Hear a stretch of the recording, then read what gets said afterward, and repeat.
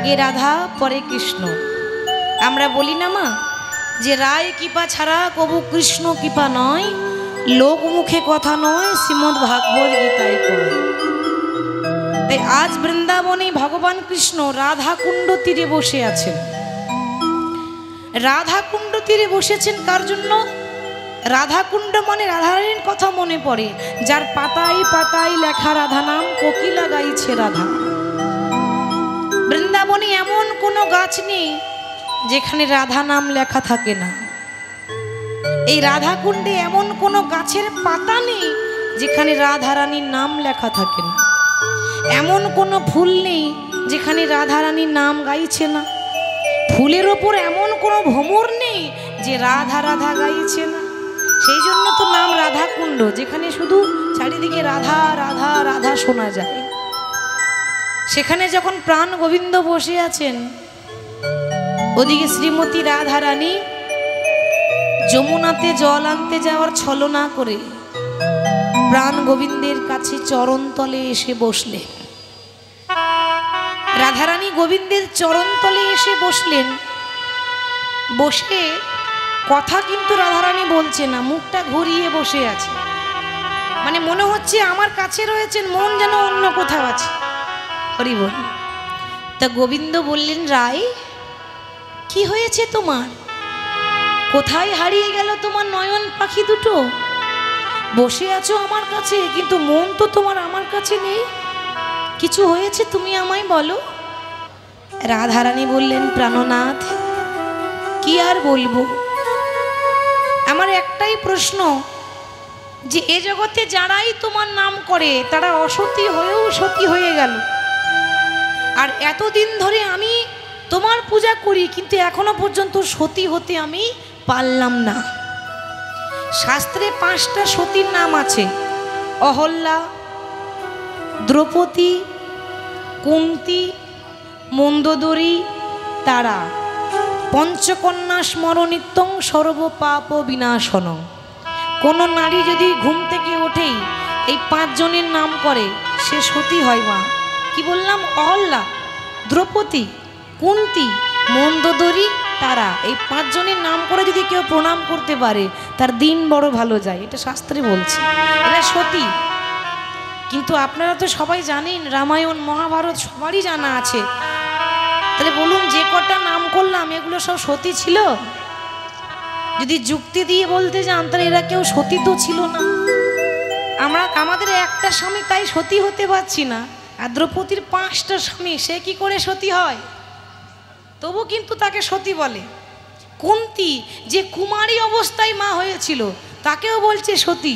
বিবাহের আগে সূর্যের মন্ত্র বলে সূর্যের ঔরসে তার জন্ম হয়েছিল তার গর্ভে, কিন্তু সন্তানকে ওই লোক লজ্জার ভয়ে সে প্রসব করেনি। কি করেছে? কান দিয়ে প্রসব করেছিল। তাই তার নাম ছিল কর্ণ। মহাভারতের একনিষ্ঠ নায়ক দাতা কর্ণ, সেই কর্ণের কথা বলছি। তাহলে যে মেয়ে কুমারী অবস্থায় সন্তানের মা হয়, তাকে আমরা সতী বলি? খারাপ বলি, বাজে বলি। অথচ কুন্তী সতী হয়ে গেল। তাহলে যে কটা নাম বললাম এরা কেউ সতী নয়, তবু সতী হয়ে গেল কেন? একমাত্র গোবিন্দের ভজনা করে। তাই বধূ, আমার দশায় এমন কেন হলো? আমি যখনই যমুনাতে জল আনতে যাই, তখন বৃন্দাবনের লোকে আমাকে দেখে কি বলে জানো? ওই তোমার আর আমার নিয়ে সবাই কানাকানি করে। কানাকানি মানে কি? কানে কানে ফিস ফিস ফিস ফিস করে লাগান ভাজান করে না? তোমার আমার নিয়ে সবাই কানাকানি করে। গোবিন্দ তখন বলছে, রাধে, যারা কানাকানি করে আমার কি মনে হয় জানো? তারা সবাই কানা, সবাই তারা সবাই কানা, সবাই কানা। আমার মনে হয় যেন সবাই কানা। আমার মনে হয় তারা সবাই কানা। আমার মনে হয় যেন সবাই কানা। মনে হয় যেন সবাই কানা। রাধারানী বলছে, কানা কেন হবে? সবারই তো চোখ আছে। আমাকে যারা নিন্দা করে তাদের তো চোখ আছে, তারা তো কানা নয়।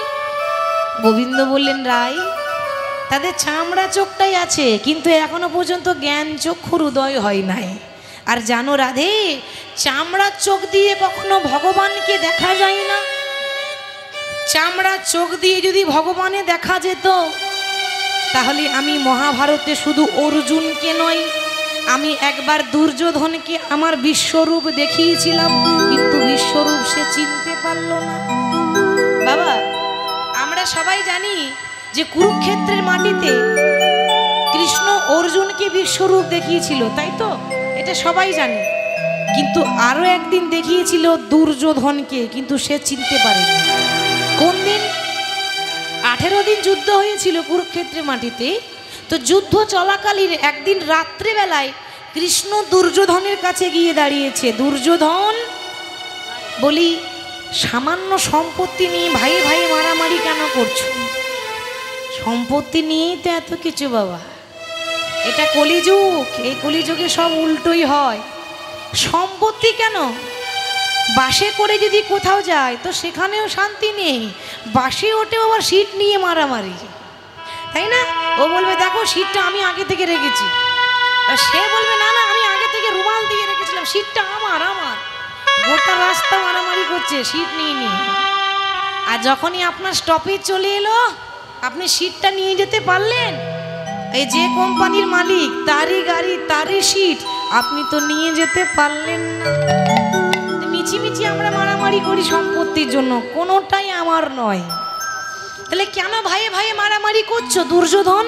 আরে বাবা, আমি বলি কি, তোমরা 100 ভাই আর পঞ্চ পাণ্ডবরা 5 ভাই।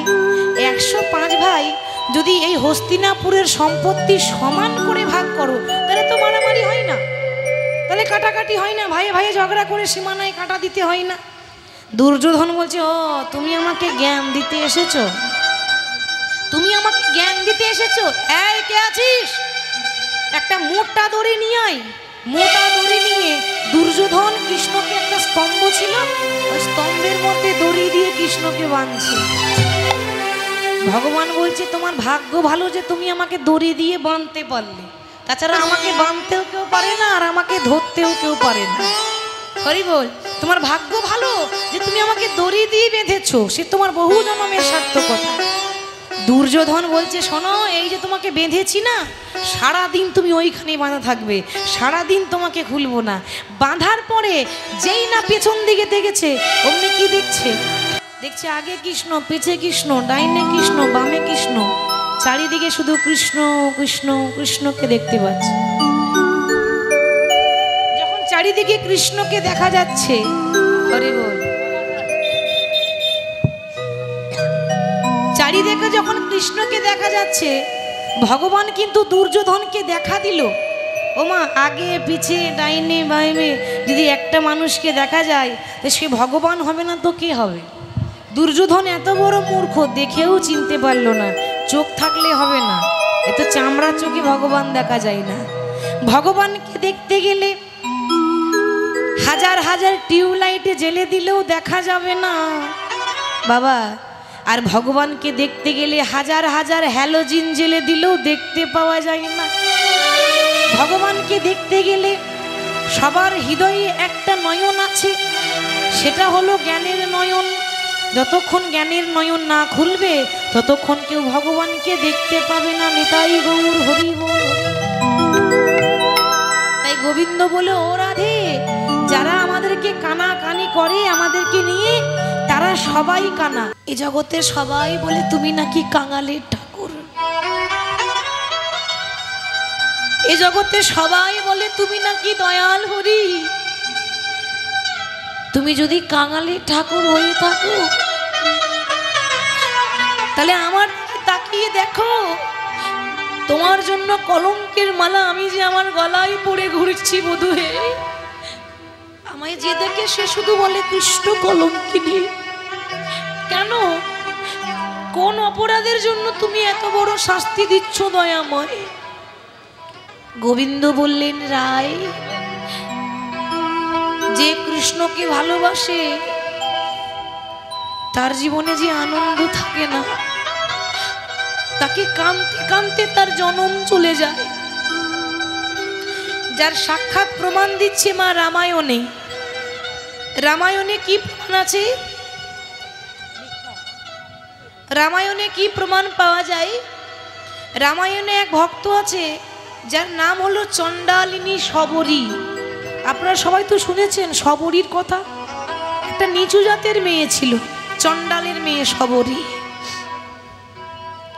তার এত দুঃখ মা, মাত্র 5 বছর বয়সে নিজের মা বাবাকে হারিয়েছিল। মানে ছোটবেলাতে অনাথ হয়ে গেছে, মা বাবাকে হারিয়ে দিয়েছে। মা নেই, বাবা নেই, অন্ন নেই, বস্ত্র নেই, কোথায় যাবে সে? একাই ঘরে কুড়ে ঘরে বসে বসে কাঁদছে, প্রভু গো তুমি আমার কাছে সবকিছু কেড়ে নিলে। আমি কি কোনো কুকর্ম করেছিলাম যে তুমি আমার কাছ থেকে আমার বাবা মাকে কেড়ে নিলে? দয়াময়, কোথায় যাব আমি? এ জগতে আমার আর আমার আপন কেউ নেই। তবে শুনেছি মাগো, এ জগতে যার কেউ নেই তার ভগবান আছে।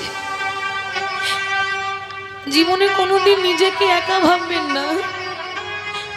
আজ আমার পাশে কেউ নেই তো কি হয়েছে? আমার দয়াময় তো আছে, ভগবান তো আছে। আমাদের ধৈর্য নেই, শবরীর ধৈর্য দেখো।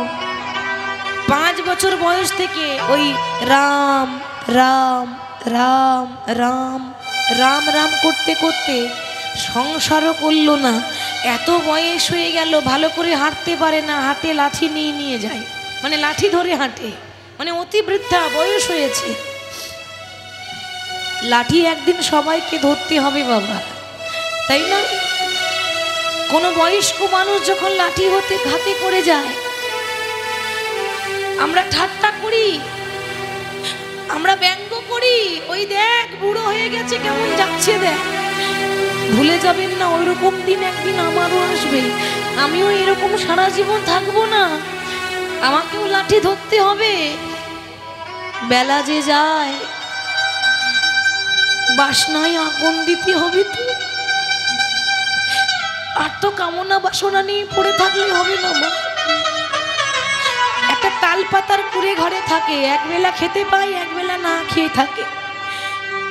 সেখানে বসে বসে বলছে, প্রভু এই অভাগিনীর প্রতি কি কোনোদিন তোমার দয়া হবে না? এই অভাগিনীর প্রতি কি কোনোদিনও তোমার কৃপা হবে না? জানি না তোমার দেখা পাবো কিনা, জানি না আর কোনোদিন তোমার চরণ দুটো স্পর্শ করতে পারবো কিনা।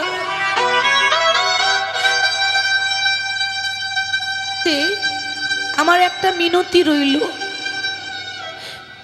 যেদিন আমার সেই দিন আসবে, লক্ষ্য করুন কথাটা কি বলছে, যেদিন আমার সেই দিন আসবে সেদিন সবাই খাবে বিয়ের খাবার, কিন্তু আপনি খেতে পাবেন না বাবা। জীবনে যখন শেষ বিয়ে হয়, আপনার বিয়ের ভোজ গোটা গ্রামের মানুষ খাবে, আপনি খেতে পাবেন না। আর আপনার বিয়ের বরযাত্রী হবে আপনার ছেলে মেয়েরা। বলো হরি হরি বল, বলো হরি হরি বল। যে বিয়ে হলে পরে কেউ আর আসে না ফিরে। আমারও হবে, আপনাদেরও হবে।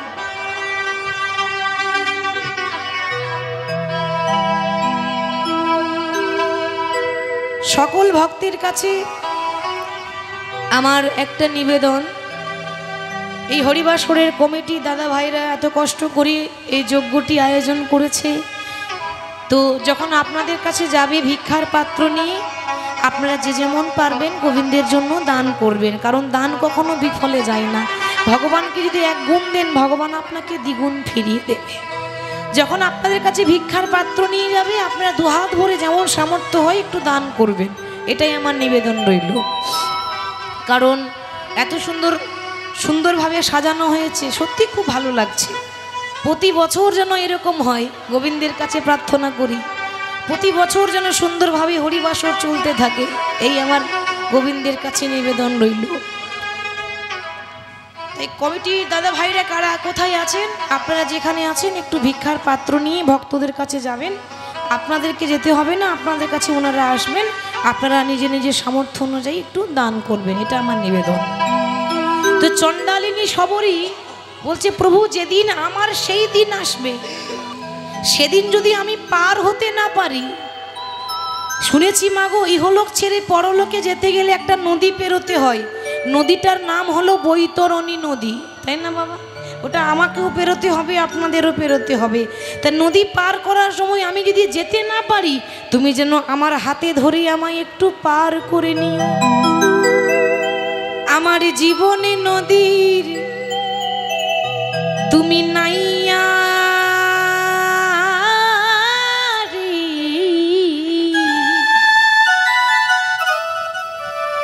আমার ভবের খেলা আজ সাঙ্গ হলো রে।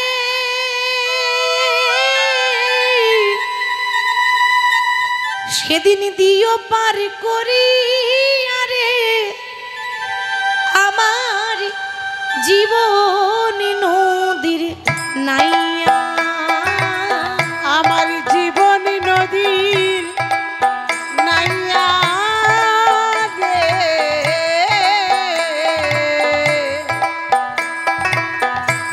ভবের খেলা সাঙ্গ হলো রে,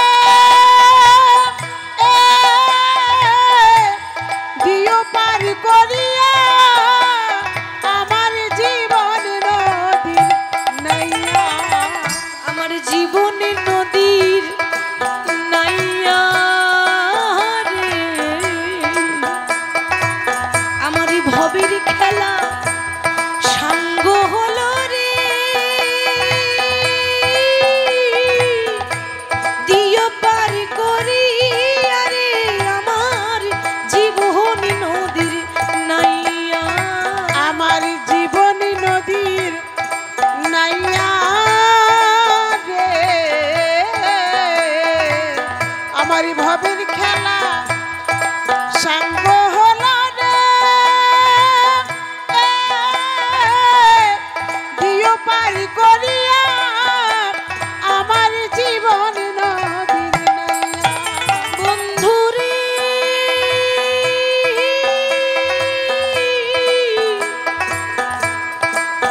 ওই আমি কামনা বাসনার হাটে বেঁধেছিলাম বাসা। আমি কামনা বাসনার হাটে বেঁধেছিলাম বাসা। একবার কথাটা বিচার করবেন বাবা, যে সংসারে আপনারা আছেন, যে সংসারে আমরা আছি, ওখানে তো শুধু কামনা বাসনার হাট। যতদিন দিতে পারবেন আপনাকে ভালোবাসবে, যখনই দেওয়াটা বন্ধ হয়ে যাবে আপনাকে কেউ ভালোবাসবে না। দিলেই ভালো, না দিলেই খারাপ, এই সংসারটা তেমন। দিলে ততক্ষণ ভালোবাসবে, না দিলে মুখে জিজ্ঞাসা করবে না যে তুমি ভালোবাসো তো। কেন? কলিযুগের মানুষ তো আমরা বড় স্বার্থপর বাবা। আমরা ভগবানের কাছে দুহাত পেতে চাইতে জানি, কিন্তু ভগবানকে কিছু দিতে জানি না। সেই জন্য বলছে প্রভু গো, আমি কামনা বাসনার হাটে বেঁধেছিলাম বাসা। আমি কামনা বাসনার হাটে বেঁধেছিলাম বাসা। আশায় আমার ভেঙে গেল রে,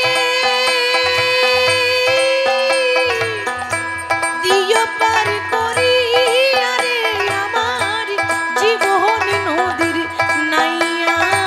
আমার জীবন নদীর নাইয়া রে, আমার ভবের খেলা সাঙ্গ হলো রে, দিও পার করিয়া আমার জীবন নদীর নাইয়া।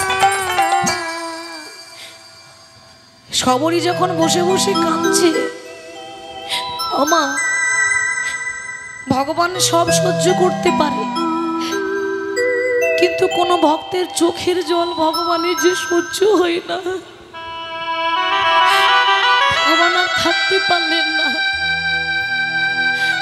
ভগবান রাম সবরীকে দেখা দিল কোন দিন? যেদিন রাবণ সীতা হরণ করে নিয়ে চলে গেল, সেদিন পঞ্চবটির বনে রাম হা সীতা হা সীতা হা সীতা বলে কাঁদছে। কিন্তু বাবা, উদ্দেশ্যটা সীতাকে খোঁজ করা নয়, উদ্দেশ্যটা হচ্ছে ভক্তকে কৃপা করব বলে রাম জেনে শুনে ওই বনে ঢুকেছে। ভগবান তো জানে আমি গেলেই দেখা হয়ে যাবে। সবরীর কুড়ে ঘর আলো করে যখন ভগবান এসে দাঁড়িয়েছে, সবরী ভগবানকে দেখার পরে অঝোর ঝরে কাঁদছে। মনে মনে চিন্তা করছি, হায়রে যোগী যারে যোগে পায় না, মুনি যারে ধ্যানে পায় না, সেই ভগবান আমার মতো কাঙালিনীর ঘরে এসেছে। ওমা, ভগবান যে এসেছে, ভগবানকে বসতে দেব কোথায়? ঘরে তো সিংহাসন নেই। এ জগতের ভক্তরা ভগবানকে বসাবার জন্য কত সুন্দর সিংহাসন পেতে দেয়, আমার তো সিংহাসন নেই। কি করলো জানেন মা? যে কাপড়টা পরেছিল 100 জায়গায় ছেঁড়া, ধুলো বালি নোংরা ময়লা লেগে আছে। কিন্তু মাগো মনে রাখবেন, কাপড়ের মধ্যে ময়লা থাকতে পারে, মনের মধ্যে ময়লা ছিল না। কাপড়ের মধ্যে নোংরা থাকতে পারে, হৃদয় তো পরিষ্কার ছিল। ছেঁড়া কাপড়ে করে মাটির বারান্দার ফুলাটা ঝাড়ছে, ধুলো ঝেড়ে দিয়ে ভগবানকে মাটিতে বসতে দিয়েছে। প্রভু, আমার ঘরে তো সিংহাসন নেই।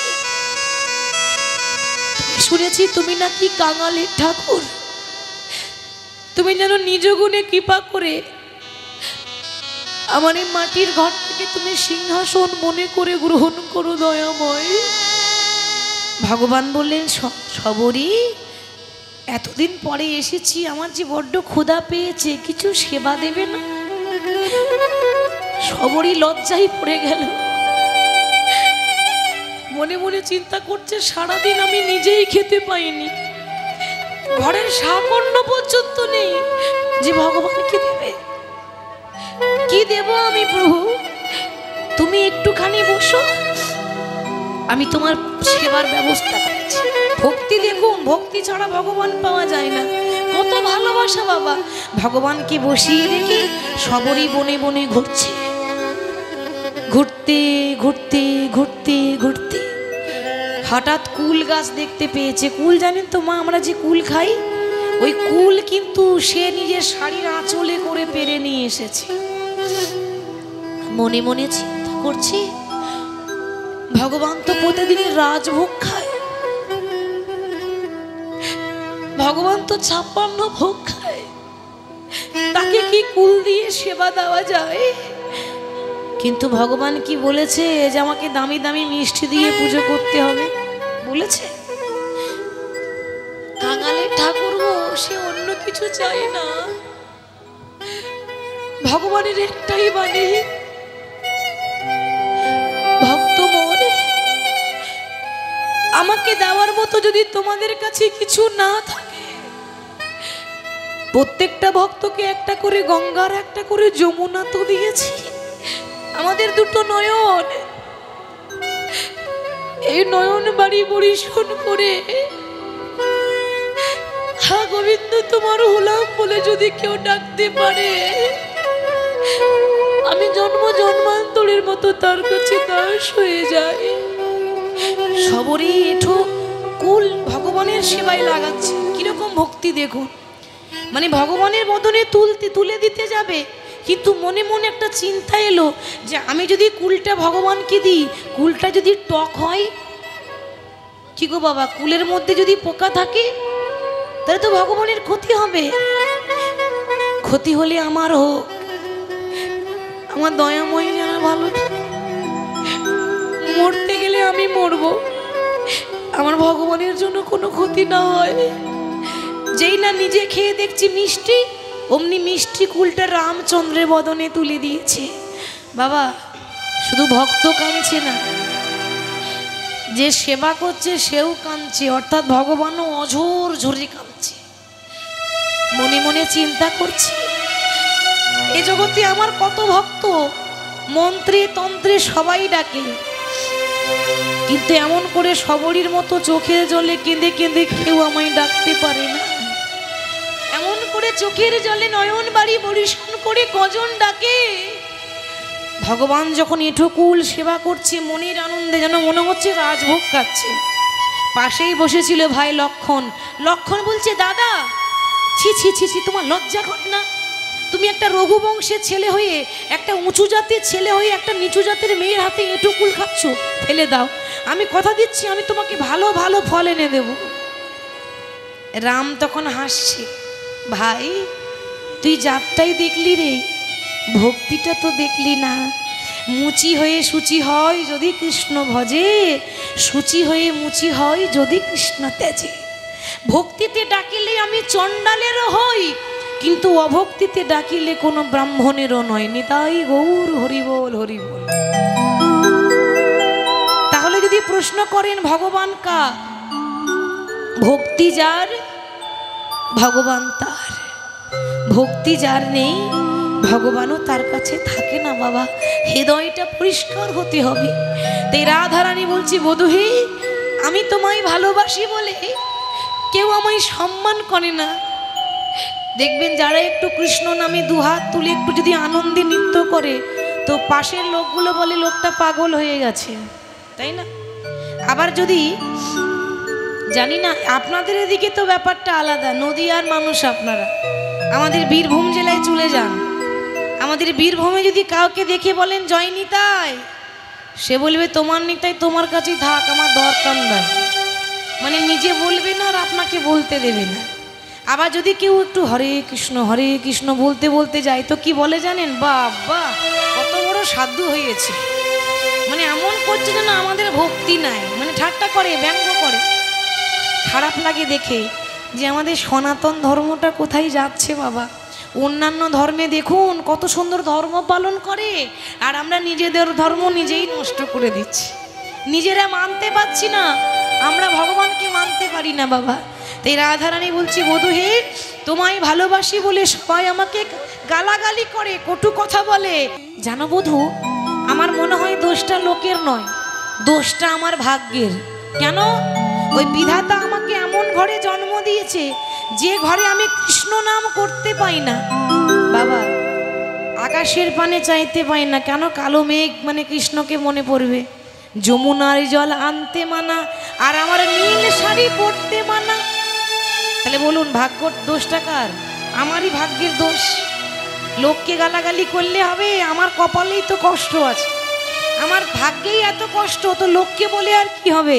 আমি মনে মনে ঠিক করেছি, ওই বিধাতার যদি দেখা পাই তাহলে কি করব জানো বধূ? আমি মনে মনে ঠিক করেছি, ওই বিধাতাকে যদি পাই। আচ্ছা মায়েরা আপনারাই বলুন, রাধারানী নাই রাগ করে কথাটা বলে দিল, বিধাতার দেখা কেউ পেয়েছে? পেয়েছেন? বিধাতা কার কপালে কি লিখেছে কেউ বলতে পারবে না। রাধারানী আক্ষেপ করে বলছে, জানো বধূ, এই বৃন্দাবনে এমন কিছু মানুষ আছে যারা নিজেদের লক্ষ লক্ষ দোষ সে বেলায় বিচার করে না, আর আমার ভগবানের দোষ দেখে বেড়ায়। এবার যারা কৃষ্ণের নিন্দা করে, ওমা সবাই কি ভগবানকে ভালোবাসে? আপনারা বাসেন বলে সবাই ভালোবাসবে? হ্যাঁ, কিছু কিছু মানুষ আছে, দু একটা মানুষ যারা নাস্তিক হয়, বলে ভগবান ভগবান বলে কেউ নেই, ভগবান আমার কি, যা করি তো আমিই করি। কই ভগবান, কই দেখাও তোমার ভগবানকে। অনেকে তর্ক করে, যারা একটু বেশি বোঝে তারাই এরকম বলে, ভগবান বলে কেউ নাই। আর সে এত মূর্খ, এটাই জানে না যে ভগবান বলে যদি কেউ না থাকে এতে সে রয়েছে কি করে। পুতুল নাচ দেখেছেন? পুতুল আপনা আপনি নাচতে পারে না, একজন সুতো ধরে পুতুলটাকে কন্ট্রোল করে নাচায়। কিন্তু বাবা পুতুল নাচ সবাই দেখতে পাই, যিনি পুতুলটাকে নাচাচ্ছেন তাকে তো কেউ দেখতে পাই না। কেন না? সে যে আড়ালে আড়ালে বসে আছে। ভগবান হচ্ছেন মালিক, ব্রহ্মাণ্ডের মালিক, আমরা হলাম তার পুতুল, সুতো ধরে নাচাচ্ছে ভগবান। যেমন নাচাই তেমনই নাচি, আমাদের কথা বলা, আমাদের রাস্তায় চলা সব তো তার ইশারাই হচ্ছে। হ্যাঁ, আরে ভগবানের ইচ্ছা ছাড়া গাছের একটা পাতা নড়ে না, আর আমরা কি করব? আমাদের শব্দ আছে। রাধারানী বলছে যে এই জগতে যারা নাস্তিক, যারা কৃষ্ণের নিন্দা করে, তাদেরকে আমি অভিশাপ দেব। অভিশাপ? কি অভিশাপ দেব জানো? সাপে দংশন করে, তবে যেমন তেমন সাপ নয়, কৃষ্ণ কাল ভুজঙ্গ। কৃষ্ণকে যে একবার ভালোবেসেছে মা, আর ওই সাপের বিষ যদি একবার লেগে যায়, এ জগতে সাপের বিষ নেমে যাবে, কিন্তু ও সাপের বিষ নামবে না, কাল ভুজঙ্গ।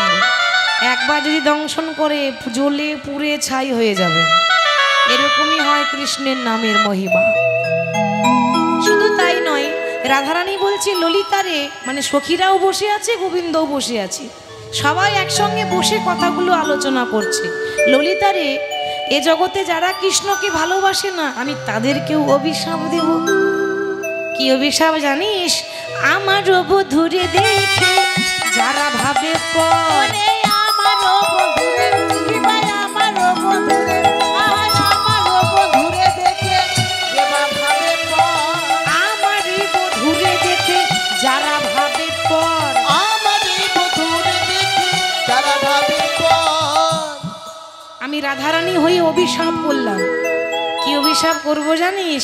ওরে দিন দুপুরে যেন পুরে তাদের ঘর, ওরে দিন দুপুরে যেন পুরে তাদের ঘর, দুপুরে যেন পুরে তাদের ঘর, দুপুরে যেন পুরে তাদের ঘর। যেন দিন দুপুরে আগুন লাগে, দিন দুপুরে আগুন লাগে, দিন দুপুরে আগুন লাগে, দিন দুপুরে আগুন লাগে। যারা পরের নিন্দা করে দিন দুপুরে আগুন ও লাগে, গো যারা পরের নিন্দা করে দিন দুপুরে আগুন লাগে, যারা পরের নিন্দা করে দিন দুপুরে আগুন লাগে, যারা পরের নিন্দা করে দিন দুপুরে আগুন লাগে। দিন দুপুরে যেন পুরে তাদের ঘর। দিন দুপুরে যেন পুরে তাদের ঘর। ললিতা বলছে, বারে লোকের ঘরে আগুন লেগে গেলে তোর বুঝি শান্তি হবে?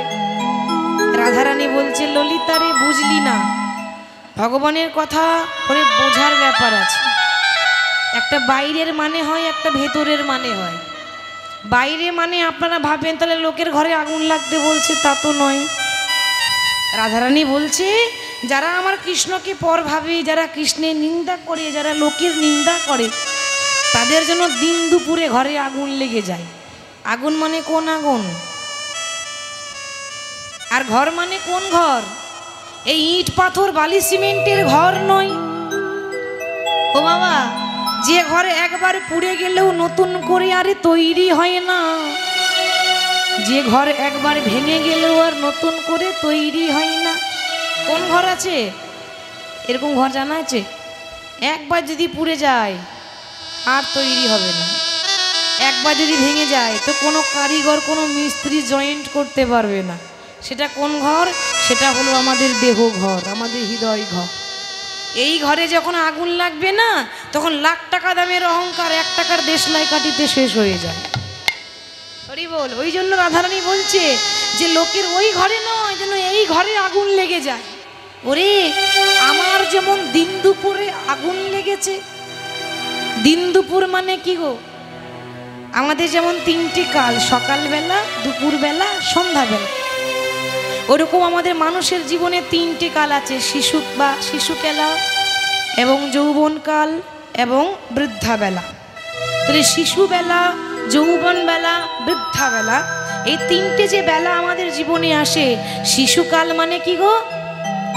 শিশুকাল মানে হলো সকালবেলা, সবে সকাল হয়েছে। বৃদ্ধাকাল মানে হচ্ছে সন্ধ্যাবেলা।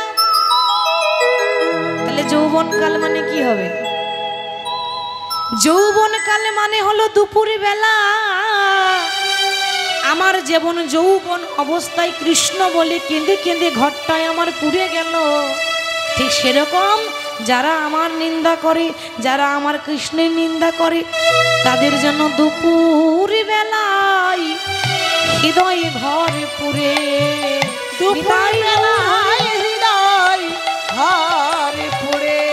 ওরে যে জনা কৃষ্ণের নিন্দা করে, যেন দুপুর বেলায় ঘর পুড়ে। যে জনে আমার কৃষ্ণের নিন্দা করে, দুপুর বেলায় তাদের ঘর পুড়ে।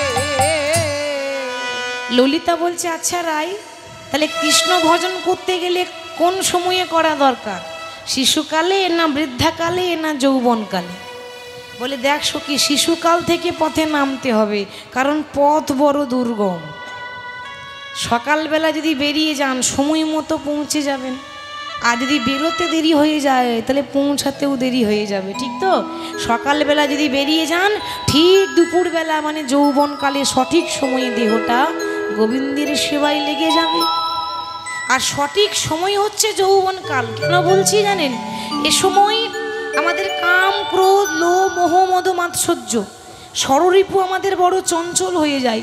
এই সময় আমরা টাকার জন্য ঘুরি, এই সময় আমরা লালসার জন্য ঘুরি, এই সময় আমরা লোভে পড়ে যাই, লোভ সামলাতে পারি না। আর এই সময় যদি সেগুলোকে ছেড়ে কৃষ্ণ পদে যদি মতি হয়ে যায় তাহলে ষড়রিপু আমাদের বশ হয়ে যায়। তাই হরিনাম করা প্রয়োজন।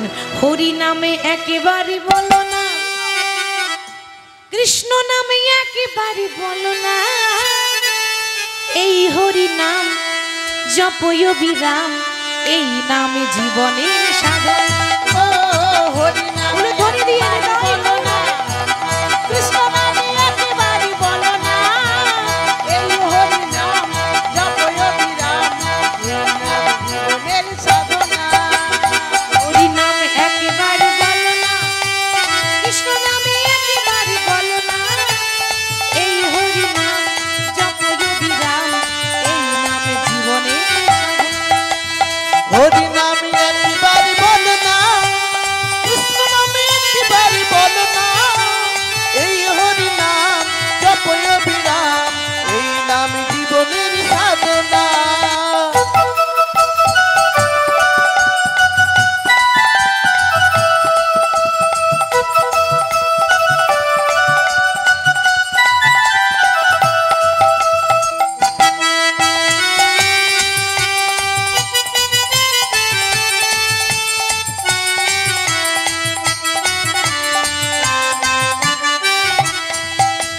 পৃথিবীতে সব কিছু থাকবে, একদিন তুমি চলে যাবে। পৃথিবীতে সব কিছু থাকবে, একদিন তুমি চলে যাবে। যা কিছু দেখছি সঙ্গে নিয়ে যাব, গাড়িতে যাবে আমার সঙ্গে, তাহলে বাড়িতে যাবে, সব থেকে যাবে। একাই এসেছি একাই যাব। এই যে বস্ত্রটা দিয়েছে না, গায়ে কাপড়টাও পর্যন্ত রাখবে না, হরি বল, সেটাও নিয়ে নেবে। এসেছি যেমন তেমনই চলে যাব। পৃথিবীতে সব কিছু থাকবে, একদিন তুমি চলে যাবে। ও পৃথিবীতে সব কিছু থাকবে, একদিন তুমি চলে যাবে। পৃথিবীতে সব কিছু থাকবে, একদিন তুমি চলে যাবে। পৃথিবীতে সব কিছু থাকবে, একদিন তুমি চলে যাবে। বিষয় বাড়ি সুন্দরী নারী, বিষয় বাড়ি সুন্দর নারী, বিষয় বাড়ি সুন্দরী নারী, বিষয় বাড়ি সুন্দর নারী, সঙ্গে কিছুই যাবে না। দেখি সবাই হাত তুলুন, সবাই বাহু তুলে। হরি নামে একেবারে বলো না, কৃষ্ণ নামে একেবারে বলো না, ও এই হরি নাম জপয় বিরাম, এই নামে ও হরি নামে একেবারে বলো না, কৃষ্ণ নামে একেবারে বলো না, এই হরি নাম জপয় বিরাম, এই নাম জীবনের সাধনা।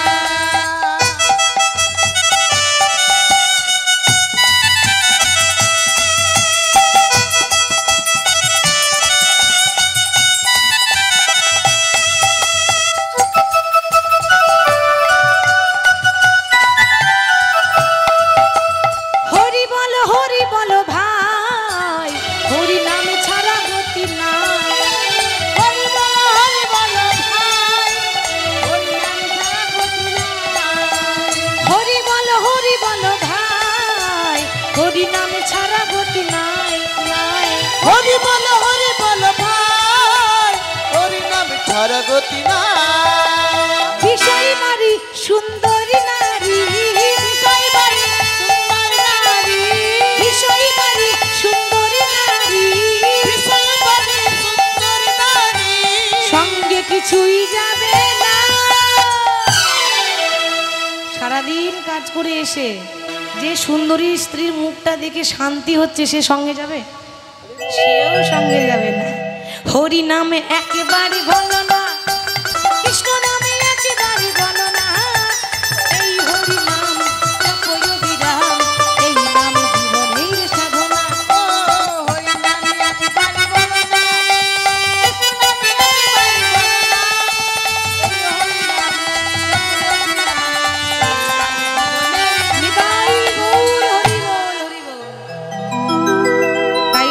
ভজন সাধন করতে গেলে সকাল সকাল করতে হয়। তো রাধারানী বলছি যারা আমার নিন্দা করে, যারা আমার কৃষ্ণের নিন্দা করে, তাদের যেন কানতে কানতে জনম যায়। ওরে আমার কথা কবে যে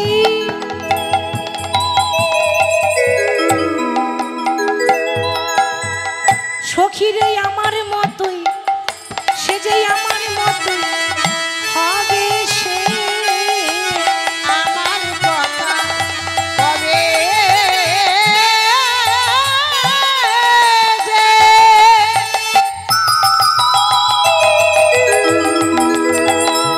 সখী আমার মতোই হবে সে। দেখবেন মা, আপনার যখন কোনো বিপদ হয়, পাশ দিয়ে কেউ ঠাট্টা করে, হাসাহাসি করে, আপনি কি বলবেন? ওরে আমাকে দেখে হাসছিস, তোরও একদিন এরকম আসবে, এরকম যেন তোরও হয়, বলি না? রাধারানী আক্ষেপ করে কথাটা বলছে, আমার কথা কবে যে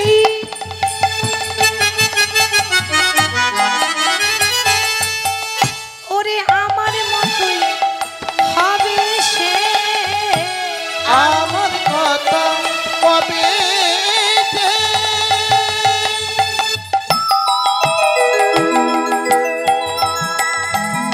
সখী আমার মতো হবে সে। আমি বসিয়া কহিলাম বৃন্দা এই বৃন্দাবন, আমি বসিয়া কহিলাম বৃন্দা এই বৃন্দাবনে।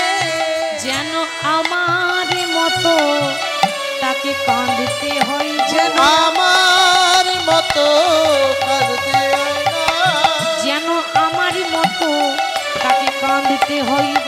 যেন আমার মতোই কাঁদতে হইব। ওরে যারা আমার নিন্দা করি, তাদের আমার মতো যেন কাঁদতে হইব। ওগো যারা আমার নিন্দা করে আমার মতো কাঁদতে হইব। যখন এইভাবে রাধারানী বলছে, পাশ থেকে মহাজন কলম দিলেন, বাসুলিয়া দেশে দ্বিজ চণ্ডীদাসে ভন। চণ্ডীদাসে ভনে ও রাধে তোমার বধূ তোমার রবে গালি পারোগে। ওগো তোমার বধূ তোমার হবে গালি পারো কেনে। হরি বল। রাধারানী বলছে, ললিতা আমার দুঃখ এখনো শেষ হয় নাই, আরো কথা আছে। আমরা যখন কাউকে কিছু বলি, দেখবেন আরো দুঃখ বলতে বলতে বলতে বলতে কত কথা বলি, বলি না? বলছে আমার আরো দুঃখ আছে।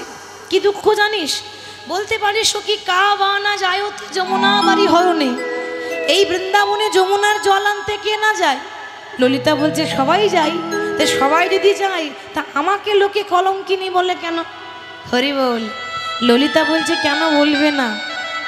আমরা জল আনতে যাই, জল নিয়ে ঘরে আসি, আর তুই জল নিয়ে এসে জল ফেলে আবার আনতে যাস। রাধারানী জল নিয়ে আসে মা, যে ঘরের উঠোনে জলটা ফেলে দেয়, ফেলে দিয়ে আবার একবার যায়। কেন বলুন তো? কি জন্য যায়? একবার দেখে শান্তি হলো না, যদি আর একবার দেখা পাই কালা চাঁদের, সেই জন্য আর একবার দেখবো বলে জল ফেলে জল আনতে যায়। তো লোকে তোকে বলবে না তো কি আমাদেরকে বলবে নাকি? হ্যাঁ, আচ্ছা বেশ, তা না হয় হলো, কথাটা বাদ দিয়ে দে। বলি এই জগতে কলঙ্ক কি আমার একাই আছে? আর কি কারোর কলঙ্ক নেই? আর কি কারো জীবনে এইভাবে আমার মতো কলঙ্ক হয় না? ললিতা বলছে দেখ রাধে, এবার যৌবন বয়সে একটু একটু কলঙ্ক সবারই হয়, ওটা হতেই পারে, প্রেম ভালোবাসা হলেই হয়।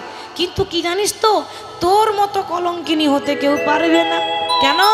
তার কারণ হচ্ছে কলঙ্কের কপালো তোর গো রাধে, কলঙ্কের কপালো তোর গো। ওগো কলঙ্কের জন্ম তোর রাধে, কলঙ্কের জন্ম তো ও রাধে কলঙ্কের জন্ম তোর গো রাধে, কলঙ্কের জন্ম তোর গো। কলঙ্ক জন্ম তোর গো, কলঙ্ক শিশুকালে হইতে যৌবন অবধি ওগোরাই শিশুকাল হইতে যৌবন অবধি রাধে শিশুকালে হইতে যৌবন ওগো অবধি শিশুকাল হইতে যৌবন অবধি আজ থেকে তো নয়, তোর শিশুকাল হইতে যৌবন অবধি ও রাধে কলঙ্কে হয়েছ ভরি গো। ও রাধে কলঙ্কে হরি হরি গৌর হরি বল। কলঙ্ক হয়েছে ভরি গো, কলঙ্ক হয়েছে ভরি গো, কলঙ্ক হয়েছে ভরি গো, কলঙ্কের কপাল তোর গো। রাধে জন্ম থেকে তুই কলঙ্কিনী, জন্ম থেকে কলঙ্কিনী, বলি জন্ম থেকে রাধে কলঙ্কিনী, জন্ম থেকে কলঙ্কিনী, বলি শোনো রাধা বিনোদিনী জন্ম থেকে তুই কলঙ্কিনী। ওগো শোনো রাধা বিনোদিনী জন্ম থেকে কলঙ্কিনী, কলঙ্কে জন্ম রাধে তোর মতো কলঙ্কিনী কেউ নাই আসতে, কেন জানিস? তোর জন্ম থেকেই কলঙ্কিনী। কি গো মায়েরা, আপনারা বলবেন এটা কিরকম কথা, জন্ম থেকে কেউ কলঙ্কিনী হয়? মানে জন্ম নিয়ে কেউ কখনো প্রেম ভালোবাসা করতে পারে? বলে রাধারানী জন্ম থেকে কলঙ্কিনী হয়েছে। কি করে না, তার প্রেমের সঙ্গে আমাদের প্রেমের তুলনা করা যাবে না। তার প্রেম হচ্ছে সোনার মতো দাম, আর আমাদের লোহার থেকেও কম দাম। কি গো, ঠিক তো? মায়েদের বলছি, মিষ্টির দোকানে যখন মিষ্টি কিনবেন দেখবেন মিষ্টির প্যাকেটে কতগুলো প্লাস্টিকের গার্ডার দেয়। কি গো, দেয় না? প্লাস্টিকের গার্ডার দেয় না? দেখবেন যত টানবেন তত বড় হবে, আর যখন ছেড়ে দেবেন তখন ছোট হয়ে যাবে। আমাদের ভালোবাসাটা ওই রকম প্লাস্টিকের গার্ডারের মতো, যত স্বার্থ বেশি থাকবে তত কিন্তু সোনা আমার আরও কত কি এরকম করে বড় হবে ভালোবাসাটা। আর যখন ভালোবাসা কমে যাবে তখন প্লাস্টিকের গার্ডারের মতো ভালোবাসাটাও ছোট হয়ে যাবে। কারণ আমাদের কাম আর রাধা কৃষ্ণের প্রেম ছিল শুদ্ধ প্রেম, যেখানে দেহের মিলন হতো না। রাধা কৃষ্ণের মধ্যে দেহের মিলন নয়, আত্মার মিলন ছিল, ওই জন্য তাদের প্রেমের সঙ্গে তুলনা হয় না। এবার দেখুন, রাধারানীর যেদিন জন্ম হয়, রাধারানীর তো মায়ের গর্ভে জন্ম হয় নাই, মায়ের গর্ভে হয়নি রাধারানীর জন্ম। কি করে হয়েছিল? রাধারানীর মায়ের নাম ছিল কীর্তিদা, আর পিতা ছিল বৃষভানু। বৃন্দাবনে সবাই ছিল গোয়ালা। তাদের কত ভাগ্য গো, যারা গোয়ালা হয় তাদের মতো ভাগ্য আর কারণ নেই। কারণ এত এত জাতি থাকতে তাদের ঘরেই ভগবান এসেছে। কেন জানেন? তাদের ভক্তি আছে, তাদের প্রেম আছে, তাদের ভালোবাসা আছে। তারা সবাই ছিল গোয়ালা। বৃষভানু এবং কীর্তিদা, তাদের কোনো ছেলে মেয়ে নেই, সন্তান নেই। তারা কিন্তু একটা সরোবরে স্নান করতে গেছে। সরোবরে যেই না স্নান করতে গেছে না বাবা, অমনি সরোবরের মাঝখানে দেখছে একটা বড় পদ্ম ফুল। কীর্তিদা বলছে, স্বামী ওই দেখো না গো কি সুন্দর পদ্ম ফুলটা, একটু ফুলটা তুলে এনে দেবে। যেই না ফুলটা নিয়ে এসেছে, ওই ফুলের ওপর সুন্দর একটি ফুটফুটে কন্যা রাধারানীকে পেয়েছিল ফুলের ওপর। আর পদ্ম ফুলের ওপর রাধারানীকে পেয়েছিল বলে রাধারানীর আরেক নাম হলো রাই কমলিনী। কমল মানে পদ্ম, রাই কমলিনী। এবার ওই রাধারানীকে কোলে করে নিয়ে মা যখন ঘরে নিয়ে এসেছে, সবাই ভাবছে তাহলে সন্তানটা হয়তো কীর্তিদারই হবে। আবার যারা জানে তারা বলছে, ওরে চল চল, কীর্তিদার ঘরে একটা নন্দিনী এসেছে, দেখে আসি। এবার যেই না দেখতে গেছে মা, দেখছে রাধারানী চোখে দেখতে পাই না। এবার আপনাদের কি মনে হয়, রাধারানী তাহলে অন্ধ? অন্ধ নয়, রাধারানীর চোখ দুটো বন্ধ করে রেখেছে, আর লোকে ভাবছে তাহলে দেখতে পাই না, চোখে অন্ধ হয়েছে। কিন্তু তা নয়, আসলে কারণ হচ্ছে গোবিন্দের মুখ ছাড়া আর কারোর মুখ রাধারানী দেখবে না, এই প্রতিজ্ঞা নিয়ে জন্ম নিয়েছে। যার মুখে ভাই হরি কথা নাই, তার কাছেও তুমি যেও না। যার মুখ দেখে ভুলে যাবে হরি, তার মুখপানে চেও না, তাই না? হরি হরি বল। যখন আমাদের করোনা এসেছিল, আমরা সেই ভাইরাসের সময় মুখে মাস্ক পরতাম, কেন যেন ভাইরাস না লেগে যায়।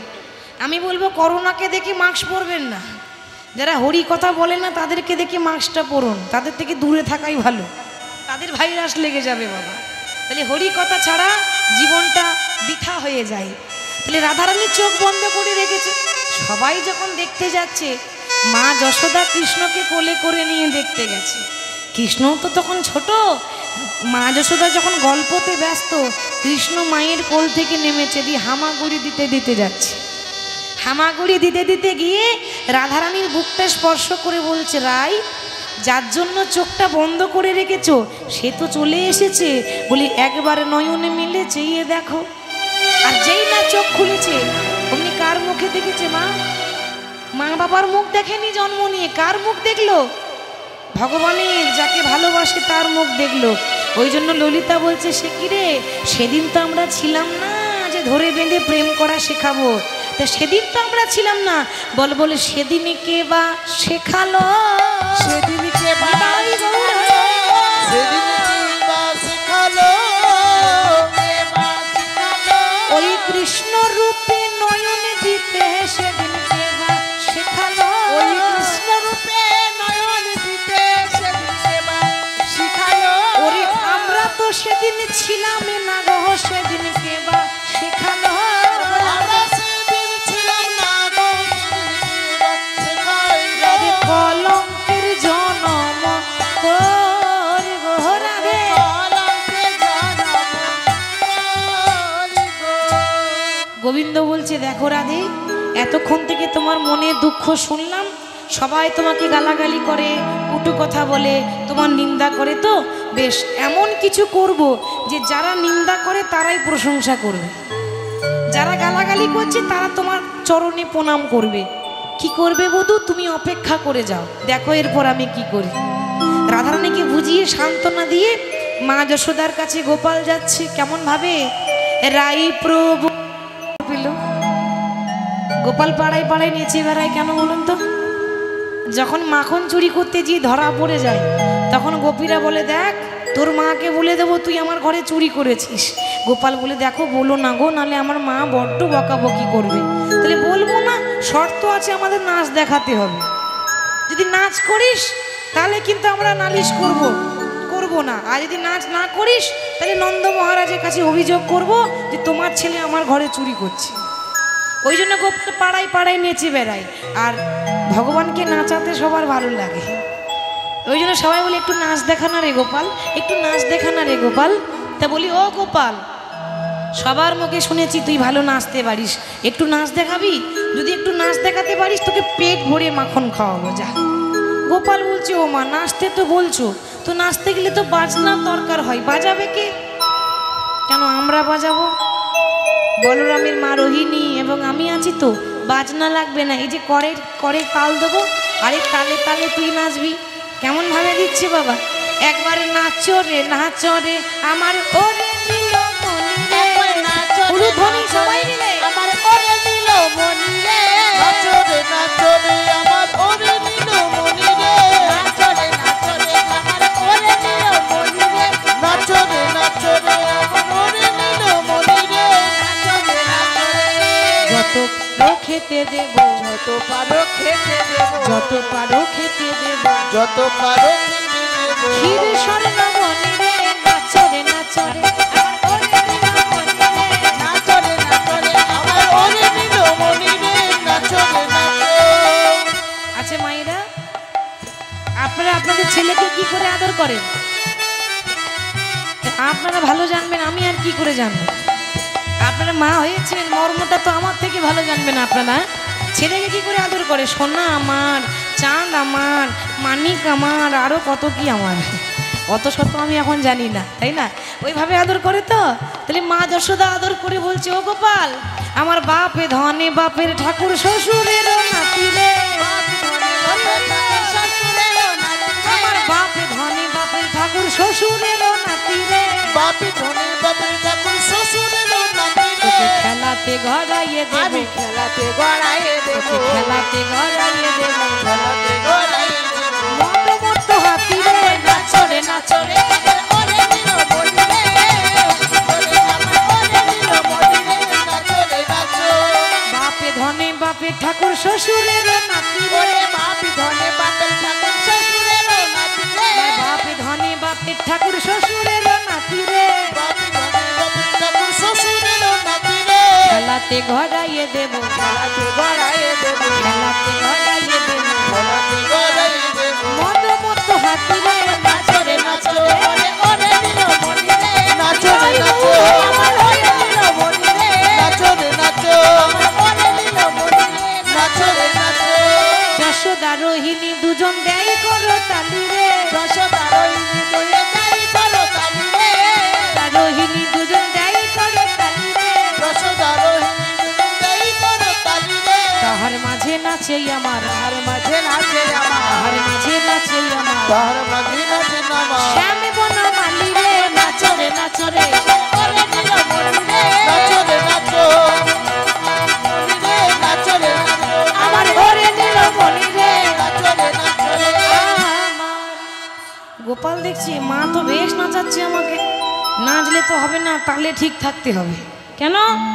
তাল মানে কিছুক্ষণ আগে একজনকে কথা দিয়ে এলাম যে তোমার দুঃখ যত আছে সব দূর করে দেব। তাহলে আমি যদি আনন্দে থাকি তাহলে হবে? আমার ভক্ত কাঁদছে। কি করলো না, গোবিন্দ তো ছলনাময়, অভিনয় করা তার ভালো জানা আছে। চতুরের শিরোমণি কানু তো, তাই ছলনা করে কি করলো, নাচতে নাচতে অমনি শ্রীমতীর ভাবে আজি মনেতে পড়িল গো। শ্রীমতীর ভাবে বন্ধুর মনেতে পড়িল গো। শ্রীমতীর ভাবে বধুর মনেতে পড়িল গো। শ্রীমতীর ভাবে বন্ধুর মনেতে পড়িল গো। ধরো গো মা ধরো বলে, ধরো গো মা ধরো বলে, ধরো গো মা ধরো বলে, ধরো মা বলে। ফুলাতে পড়িল গো। নাচো রে নাচো রে আমার ওরে নীলমণি রে। নাচো রে আমার ওরে নীলমণি রে। নাচো রে নাচো। শ্রীমতীর ভাবে আজি মনেতে পড়িল, মনেতে পড়িল। ধরো গো মা ধরো বলে, ধরো বলে। গোপালে ধুলাতে পড়ি। ও গো ধুলাতে পড়িল। শ্রীমতীর ভাব মনেতে পড়িল, ওমা ধরো গো মা ধরো বলে ধুলাতে পড়িল। মানে নাচতে নাচতে বলছি মা আমায় ধরো, মা আমি পড়ে যাব, মা আমি পড়ে যাব। এই বলতে বলতে ধড়াম করে মাটিতে অজ্ঞান হয়ে পড়ল। আপনাদের মনে হয় আমাদের গোবিন্দ অজ্ঞান হয়ে গেছে? সবাইকে চৈতন্য দান করেন, সবাইকে জ্ঞান দান করেন, সে অজ্ঞান হবে না? ছলনা, ছলনা না করলে যেমন গোবিন্দ মেলে না, সেরকম ভগবানের আবার ছলনা না করলে তার লীলা সম্পন্ন হয় না। ভগবানের লীলা বোঝা বড় দায়। কেন জানেন? তার লীলা স্বয়ং দেবী দুর্গা চিনতে পারলো না, আমরা তো সাধারণ মানুষ। একবার মা দুর্গার সন্দেহ হয়েছিল। কিসের সন্দেহ? রাম যখন হা সীতা করে কাঁদছে, লক্ষ্য করবেন, তখন দুর্গা তার স্বামী ভোলানাথকে বলছে, স্বামী, সবাই বলে রাম নাকি ভগবান, কিন্তু আমি তো মানি না। কেন মানো না? তার কারণ, যে ভগবান হবে সে তো সবার মনের কথা জানবে। কি গো মা, জানবে না? তাহলে রাম যদি ভগবান হয়, তাহলে রাম তো ভালো করে জানে যে আমার সীতা রাবণের কাছে আছে, তাহলে খুঁজছে কেন? নিয়ে চলে এলেই তো হয়।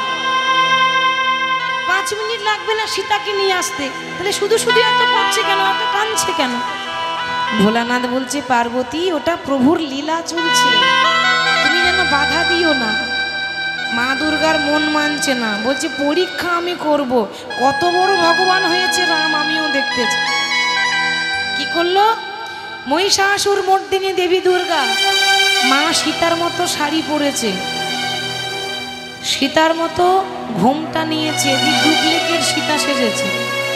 ডুপ্লিকেট সীতা, নকল সীতা, নকল সীতা সেজে ওই রামের সামনে দাঁড়িয়ে বলছে, ও প্রভু, তুমি আমাকে খুঁজছো? এই তো তোমার জানকী চলে এসেছে। জানকী মানে সীতার আরেক নাম হলো কি? জানকী।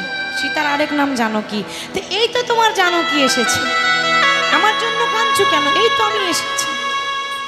ভগবান মনে মনে হাসছে, মা তুমি আর কাউকে পেলে না, পরীক্ষা করার জন্য আমাকেই পেয়েছিলে। তুমি জানো না যে আমি সবার মনের কথা জানি, আর তোমাকে চিনতে পারবো না? মায়ের কাছে এসে বলছে, মা, বলি ও মা জানো কি, ও মা জানো কি, কোথায় আমার সীতা তুমি জানো কি? ও মা জানো কি, কোথায় আমার সীতা তুমি জানো কি? আর কথা বলা মাত্র মা দুর্গা লজ্জায় পড়ে গেছে, ধরা পড়ে গেল। প্রভু তুমি কি করে চিনলে আমায়? আমি তো ঘোমটা নিয়ে আছি। ভগবান বলছে, মা সীতার মতো শাড়ি পরেছো, সীতার মতো ঘোমটা নিয়েছো, তুমি জানো না আমার সীতা আমার সামনে দাঁড়ায় না, আমার সীতা সবসময় আমার বাম দিকে দাঁড়ায়। সীতা কিন্তু রামের বাম পাশে দাঁড়াতো, ওই জন্য নারীদেরকে, প্রত্যেকটা স্ত্রীকে স্বামীর বাম দিকে দাঁড়াতে হয় শুভ কাজ করার সময়। তাহলে সীতা আমার বাঁ দিকে দাঁড়ায়, আর 2 নাম্বার সীতা সামনে দাঁড়ায় না। তুমি যে সীতার মতো সাজ পড়েছো, তুমি হলে ত্রিনয়নী দেবী দুর্গা। তোমার কপালে একটা নয়ন আছে, কি গো মা, সেই নয়নটা তুমি লুকিয়ে আসতে পারলে না মা? হরি বল, হরি বল। দুর্গার কপালে একটা চোখ আছে না, তো সীতার তোর কপালে চোখ নাই, ধরা পড়ে গেল। ও মা তুমি এসেছো আমাকে পরীক্ষা করতে। মা দুর্গা বলছে, প্রভু ভুল হয়ে গেছে, আমি তোমায় চিনতে পারি না, আমি তোমায় চিনতে পারি না, আমি তোমায় চিনতে পারি না, তোমায় চিনতে পারি না, অহংকারে মত্ত হই তোমায় চিনতে পারি না, আমি অহংকারে মত্ত হয়ে তোমায় চিনতে পারি না, অহংকারে মত্ত হই তোমায় চিনতে পারি না, আমি অহংকারের মত্ত হয়ে তোমায় চিনতে পারি না। প্রভু তাহলে চলে যখন এসেছি, তাহলে কি তোমাদের যুগল দেখতে পাবো না? ভগবান বলল, মা গো, এই জন্মে তো আমরা যুগল ছাড়া হয়ে গেলাম। কি গো হয়নি? যুগল ছাড়া মানে গোটা রামায়ণ পড়লে বুঝতে পারবেন, রাম সীতার যুগল হলো না, সারা জীবন যুগল ছাড়া হয়ে রইল। এতদিন ছিল রাবণের কাছে, উদ্ধার করে নিয়ে এলো, তখন অযোধ্যাবাসীর মনে সন্দেহ হলো যে আমাদের মা সীতা অশুদ্ধ। সবাই কানাকানি করছে, ফিস ফিস করে বলা বলি করছে, ওরে আমাদের মা সীতা এতদিন রাবণের কাছে ছিল, যে সে কি আর শুদ্ধ আছে? সে তো অপবিত্র নারী, ওই নারীকে আমরা রানী বলে মানব না। রাজার কাজই হচ্ছে প্রজাদের কথা শোনা, প্রজাদের মঙ্গল চাওয়া। প্রজারা যাকে চাই না তাকে রাখলে তো সমস্যা আছে, তাই প্রজাদের কথা মতো আবার সীতাকে বনবাসে পাঠালো। আবার যখন পাঠালো, বনে গিয়ে জন্ম হলো লবকুশের। কিন্তু একটা কথা, সীতার কিন্তু লবকুশ 2টো সন্তান হয়নি, হয়েছিল একটা ছেলে। জন্ম হয়েছিল লব, কুশকে কিন্তু মা সীতা জন্ম দেয়নি। তাহলে 2টো ছেলে কি করে হয়?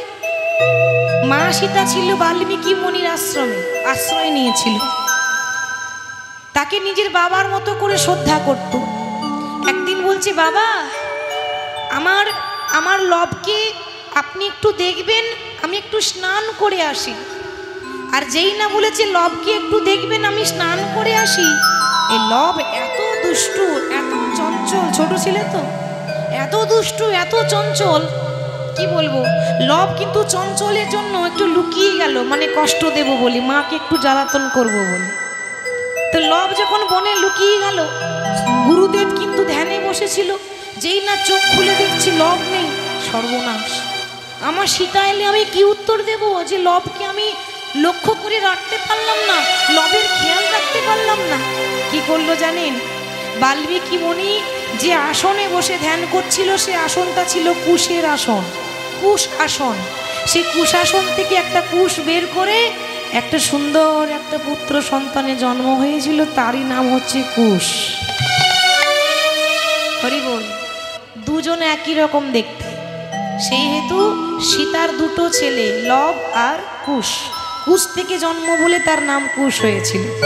তা তখন একবার বনে পাঠালো, আবার যখন ঘুরে এলো, তখনও সন্দেহ গেল না, তখন সীতাকে অগ্নি পরীক্ষা দিতে হলো। শেষে কি হলো? সীতা পাতালে প্রবেশ করলো। তাহলে গোটা রামায়ণে রাম সীতার যুগল হলো না, হয়েছে কি? হয়নি। তাহলে বলছি মা, এ জন্মে তোমাকে যুগল দেখাতে পারবো না, তবে যখন তুমি মা দুর্গা এসেছো যুগল দেখতে, এ জন্মে তো যুগল হবে না। এর পরজন্মে যখন দাপর যুগ আসবে, আমি হলাম বৃন্দাবনের কৃষ্ণ, আর আমার সীতা হবে আমার রাধা রানী, আর রাধা কৃষ্ণের মাঝখানের লীলার ঘটকদার হবে তুমি, নাম হবে বড়াই বুড়ি। বলে না যোগ মায়া বড়াই বুড়ি? হ্যাঁ, ওই মথুরার হাটে যাওয়ার নাম করে নিয়ে যাই। ওই বড়াই বুড়ি অন্য কেউ নয়, মহিষাসুর মর্দিনী দেবী দুর্গা। হরি বল। সে হচ্ছে রাধা কৃষ্ণের প্রেমের ঘটক। ঘটক যদি ভালো হয় তাহলে টেরা মেয়ে লক্ষ্মী হয়। কি গো, ঠিক তো? আপনার মেয়ে মনে করুন চোখটা একটু টেরা, আপনার মেয়ে বিয়ে দিচ্ছেন চোখটা একটু টেরা, পাত্রপক্ষ বলছে কি গো ঘটক বাবু, কিরকম মেয়ে দেখে দিলেন, মেয়েটার চোখটা টেরা, যে সবই ভালো, চোখ টেরা। যদি পাক্কা ঘটক হয় তাহলে কি বলবে জানেন? তুমি চোখটাই দেখলে গো, মেয়ের গুণটা দেখলে না। চোখ দেখো না, ওই টেরা চোখের মেয়েকে যদি যে ঘরে নিয়ে যাবে রাতারাতি বড় লোক হয়ে যাবে। আর যে মেয়ের চোখ টেরা হয়, সে মেয়ে যে বাড়িতে বিয়ে হবে সেই বাড়িতে ধন দৌলত সম্পত্তি বাড়বে। টেরা মেয়ের লক্ষণ ভালো হয়, লক্ষ্মী। তাহলে ঘটক যদি ভালো হয়, টেরা মেয়ে লক্ষ্মী হয়। সেরকম কারো গুরু যদি সৎ হয়, তাহলে তাড়াতাড়ি গোবিন্দ মিলে নিতাই গৌর হরি বল। তাহলে ভগবান ছলনাময়, দুর্গা চিনতে পারলো না, আমরা কি করে চিনবো? ভগবান অজ্ঞান হয়েই মিছিমিছি পড়ে আছে।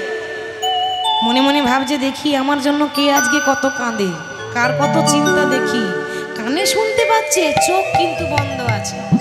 মা যশোদা মনে মনে ভাবছে তাহলে আমার গোপাল বনে বনে ঘুরে বেড়ায়, তো ওই জন্য মনে হয় কোনো উপদেবতায় ঘর করেছে। উপদেবতা মানে কি গো মা? হ্যাঁ, ভূতে পাওয়া, আমরা বলি না ভূতে ধরেছে, ওই ভূতকে বলে উপদেবতা। এবার ছোট ছেলে তো বনে বনে ঘুরে বেড়ায়, হয়তো কেউ নজর দোষ দিয়েছে, না হলে উপদেবতায় পেয়েছে। তাই মা ডাকছে গোপালে রে, ওরে গোপাল সারা দে, গোপাল সারা দে, গোপালী রে ও গোপাল সারা দে, গোপাল সারা দে। গোপালে রে, ওরে গোপাল সারা দে, গোপাল সারা দে। গোপালী রে ওরে গোপাল সারা দে, গোপাল সারা দে।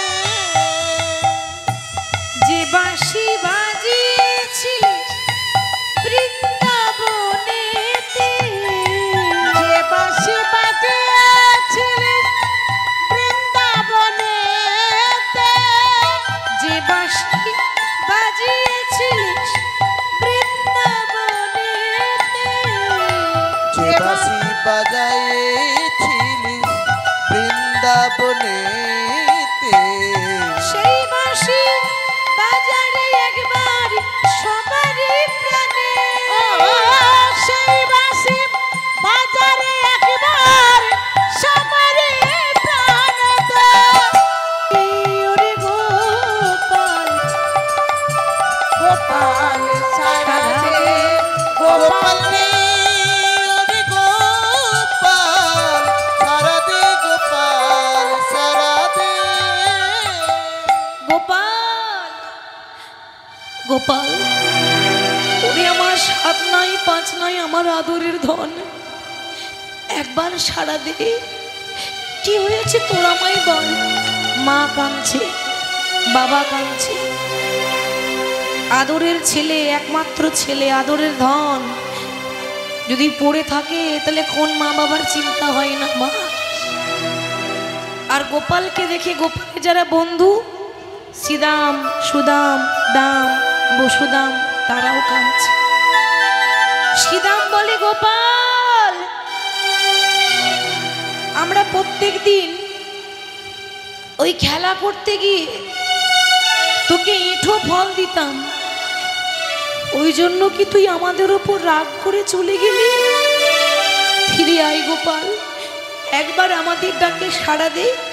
সবাই কাঁদছে, মরমে সখা হে রে, তোমার লাগি ব্যাকুল আমার ওরে মরম সখা হে রে, তোমার লাগি আকুল অন্তর। আর মরমে সখা হে রে, তোমার লাগি ব্যাকুল আমার মরম সখা হে রে, তোমার লাগি ব্যাকুল আমার। দেখা দিয়ে প্রাণ সখা,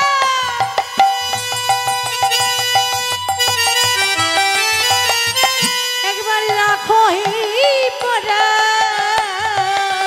ওরে দেখা দিয়ে প্রাণ সখা,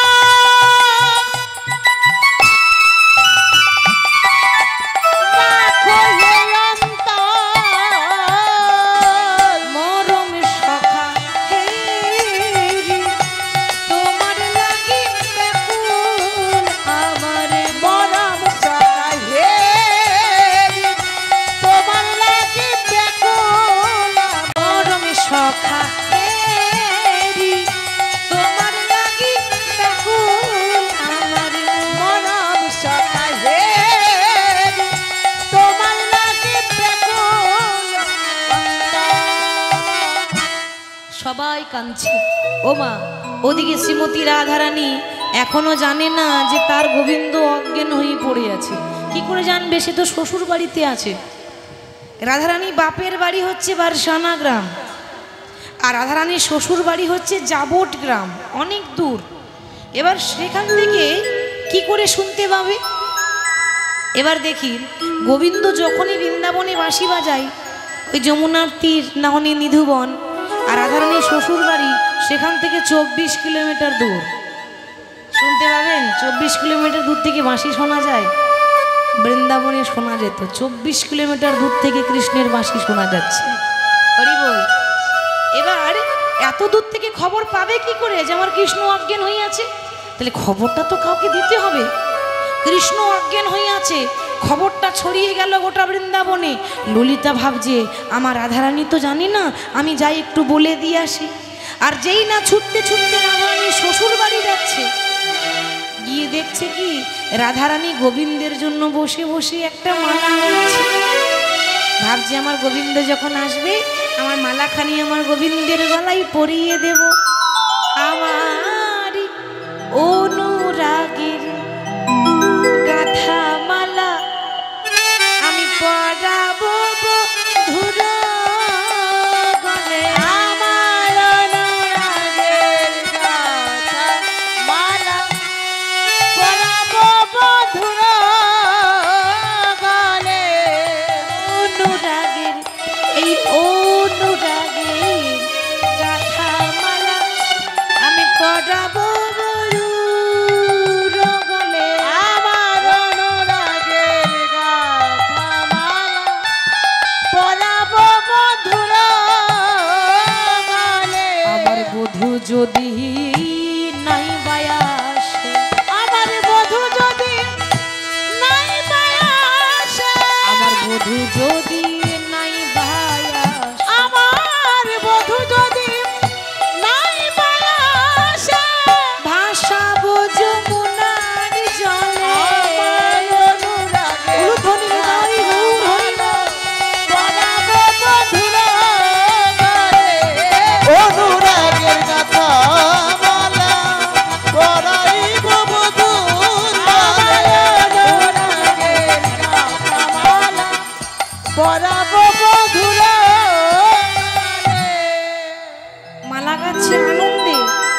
ললিতা গিয়ে বলছে, কমলিনী কার জন্য মালা গাচ্ছ? বলি যার জন্য মালা গাচ্ছ সে তো আর বেঁচে নাই। কথাটা শুনে রাধারানী চমকে গেলেন। কি বলছিস? বলে হ্যাঁ সত্যি বলছি। আরে মালা গেথো না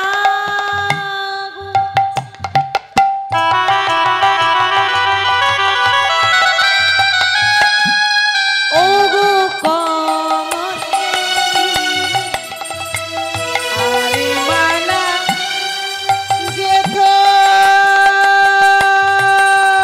না গো।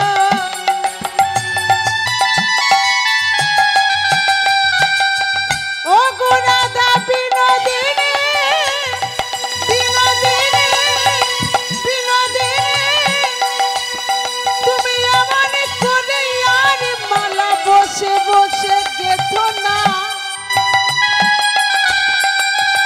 তুমি যার গলে মালা দেবে সে তো নন্দালয়ে অচৈতন্য হয়ে পড়ে আছে। আরে মালা গেথো না গো ও গো কমলিনী, আরে মালা গেথো না গো ও গো কমলিনী। পিরিতি, পিরিতি মানে প্রেম। এই তিনটি অক্ষরের জন্য আজকে কি দশা হয়েছে জানো? তিনের দায়ে মুরছিত তোমার নীল মলি। ও গো তীরের গায়ে মূরছিত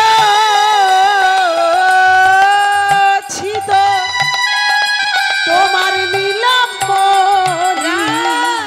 বলে বলে মালা কারে বাঁধি, ও গো বলে বলে মালা কারে বাঁধিবি। ও রাধে বলে বলে মালা কারে বাঁধিবি।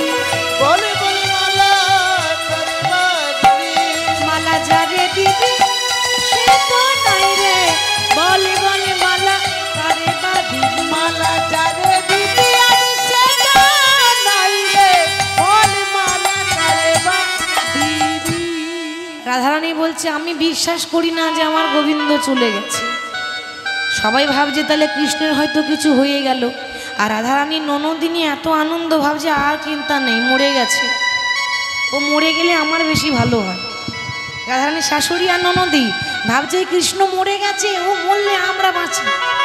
দিনটা শুধু আমাদের বৌমার জন্য পাগল হয়ে যায়। কিছু কিছু মানুষের আনন্দ হচ্ছে, কিছু কিছু মানুষের দুঃখ হচ্ছে। তাহলে কি হবে?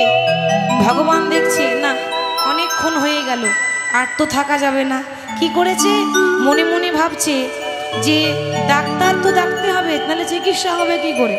কিন্তু বাবা ভগবান ভাবছে আমার যা রোগ হয়েছে মানে কোনো ডাক্তারও সারতে পারবে না, রোগী তো ধরতে পারবে না, তো চিকিৎসা কি করে হবে? রোগ তো নেই, রোগী তো নেই, ও তো মিছিমিছি অজ্ঞান হয়ে পড়ে আছে। তাহলে কি করব? রোগী আমি হয়েছি, ডাক্তারও আমি হব। তাই ভগবান কৃষ্ণ অজ্ঞান হয়ে আছে, আর আরেকটা রূপ ধারণ করে সেজেছে কি চিকিৎসক। এখনকার দিনে বলি ডাক্তার, আগেকার দিনে বলো চিকিৎসক বলতো, বৈদ্যরাজ বলতো, কবিরাজ বলতো।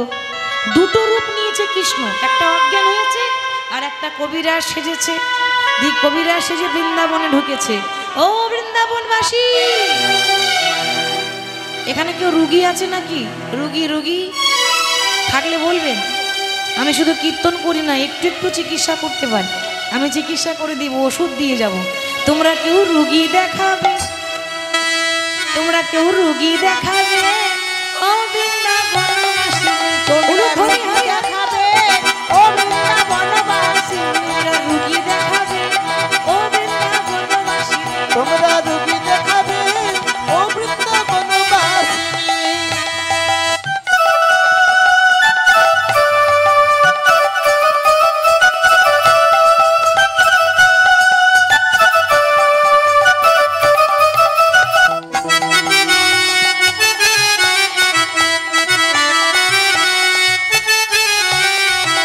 ওগো আমি দেশে বিদেশে ঘুরি, ও কই আমি দেশে বিদেশে ঘুরি, ওগো আমি দেশে বিদেশে ঘুরি। ও কই আমি দেশে বিদেশে ঘুরি। দেশ বিদেশে ঘুরি, কিন্তু হ্যাঁ চিকিৎসা করানো একদম ফ্রি, মানে পয়সা লাগবে না। গান করাতে গেলে পয়সা লাগবে, ওটা ফ্রি হবে না, কিন্তু চিকিৎসা করাতে গেলে একদম ফ্রি। ওগো আমি দেশে বিদেশে ঘুরি, ওগো আমি দেশে বিদেশে ঘুরি, আমি নালই করি তোমরা রুগী দেখাবে, ওগো বৃন্দাবনবাসী তোমরা রুগী দেখাবে, ও বৃন্দাবনবাসী। রুগী দেখাবে, ও বৃন্দাবনবাসী। এদিকে ললিতাও তো ডাক্তার খুঁজছে। এবার ললিতা আসছে ডাক্তার খুঁজতে, দেখতে দেখতে দেখা হয়ে গেল কৃষ্ণের সঙ্গে, মানে কবিরাজের সঙ্গে। ভগবান কিন্তু আজকে রেডি হয়ে এসেছে, কেন বলুন তো? গোটা গায়ে ছাইটাই মেখে এসেছে। কেন? কৃষ্ণ তো দেখতে কালো, যদি ধরা পড়ে যায় এই কালো রংটা ঢাকাবার জন্য অনেক ছাই মেখেছে, আর চেনা যাচ্ছে না। কিন্তু একটা কথা বলি বাবা, একটা মানুষ রং হয়তো একটু এদিক ওদিক হতে পারে, রংটা না মিলতে পারে, কিন্তু মুখের গঠনটা তো সেই আছে, কথা বলার ভঙ্গি, হাসির ভঙ্গি একই রকম আছে। ললিতা ভাবছে এই তো মনে হচ্ছে কোথাও যেন দেখেছি। কি গো অমন করে দেখছো কেন? হ্যাঁ ও না গরি, এমন করে দেখছো কেন? আর তোমাকে দেখে আমার আমার চেনা চেনা মনে হয়, আমার চেনা চেনা মনে হয়, আমার চেনা চেনা মনে হয়, চেনা চেনা মনে হয়। কোথাও যেন দেখেছি তোমায়, আমার চেনা চেনা মনে হয়। ও গো কোথাও যেন দেখেছি, চেনা চেনা মনে হয়। গোবিন্দ মনে মনে ভাবছে চেনা চেনা লাগবে না, প্রতিদিন তো দেখা হয়। মনে মনে ভাবছি বলতে পারছি না। হ্যাঁ হ্যাঁ হতে পারে, কোথাও হয়তো দেখেছো, ওই জন্য হয়তো চেনা চেনা লাগছে। তা বলি শোনো, তুমি কি বৃন্দাবনে নতুন এসেছো? বলে হ্যাঁ নতুন এসেছি। কি করো? আমি ওষুধ দিই গো, ওষুধ। ও তা সব রোগের ওষুধ আছে? বলে সব রোগের ওষুধ আছে, এমন কোনো রোগ নেই যে ওষুধ আমার কাছে থাকে না। রোগটাও আমি দিই আর ওষুধটাও আমার কাছেই আছে। সে তো জগতের মালিক, সেই রোগ দেয় আবার সেই নিবারণ করে। আচ্ছা বেশ বেশ, তা না হয় হলো, তো তোমার নামটা তো জানা হলো না। তুমি যে নতুন নতুন ডাক্তার এসেছো, তা ডাক্তারের নাম শুনতে হবে না চিকিৎসা করাতে গেলে? কি নাম তোমার? ভগবান বলছে দেখো আমার 108টা নাম আছে, কোন নামটা শুনবে? ললিতা তখনও বুঝতে পারছে না, আলা ভোলা গোয়ালিন বুঝতে পারছে না 108টা নাম আবার কারো হয়। বলে হ্যাঁ আমার আছে, কোন নামটা শুনবে? কেউ বলে হরি, কেউ বলে নারায়ণ, কেউ বলে মাধব, কেউ বলে কেশব, কই কাহে গোবিন্দা और कोई गोपाला, कोई कहे गोविंद कोई गोपाला, मैं तो कहूँ सावरिया बासुरिया वाला। मैं तो कहूँ सावरिया बासुरिया वाला, मैं तो कहूँ सावरिया बासुरिया वाला, बोली मैं तो कहूँ सावरिया बासुरिया वाला, मैं तो कहूँ सावरिया बासुरिया वाला। कोई कहे गोविंदा कोई गोपाला, कोई कहे गोविंद कोई गोपाला, कोई कहे गोविंदा कोई गोपाला, कोई कहे गोविंद कोई गोपाला, मैं तो कहूँ सावरिया बासुरिया वाला। मैं तो कहूँ सावरिया बासुरिया वाला, मैं तो कहूँ सावरिया बासुरिया वाला।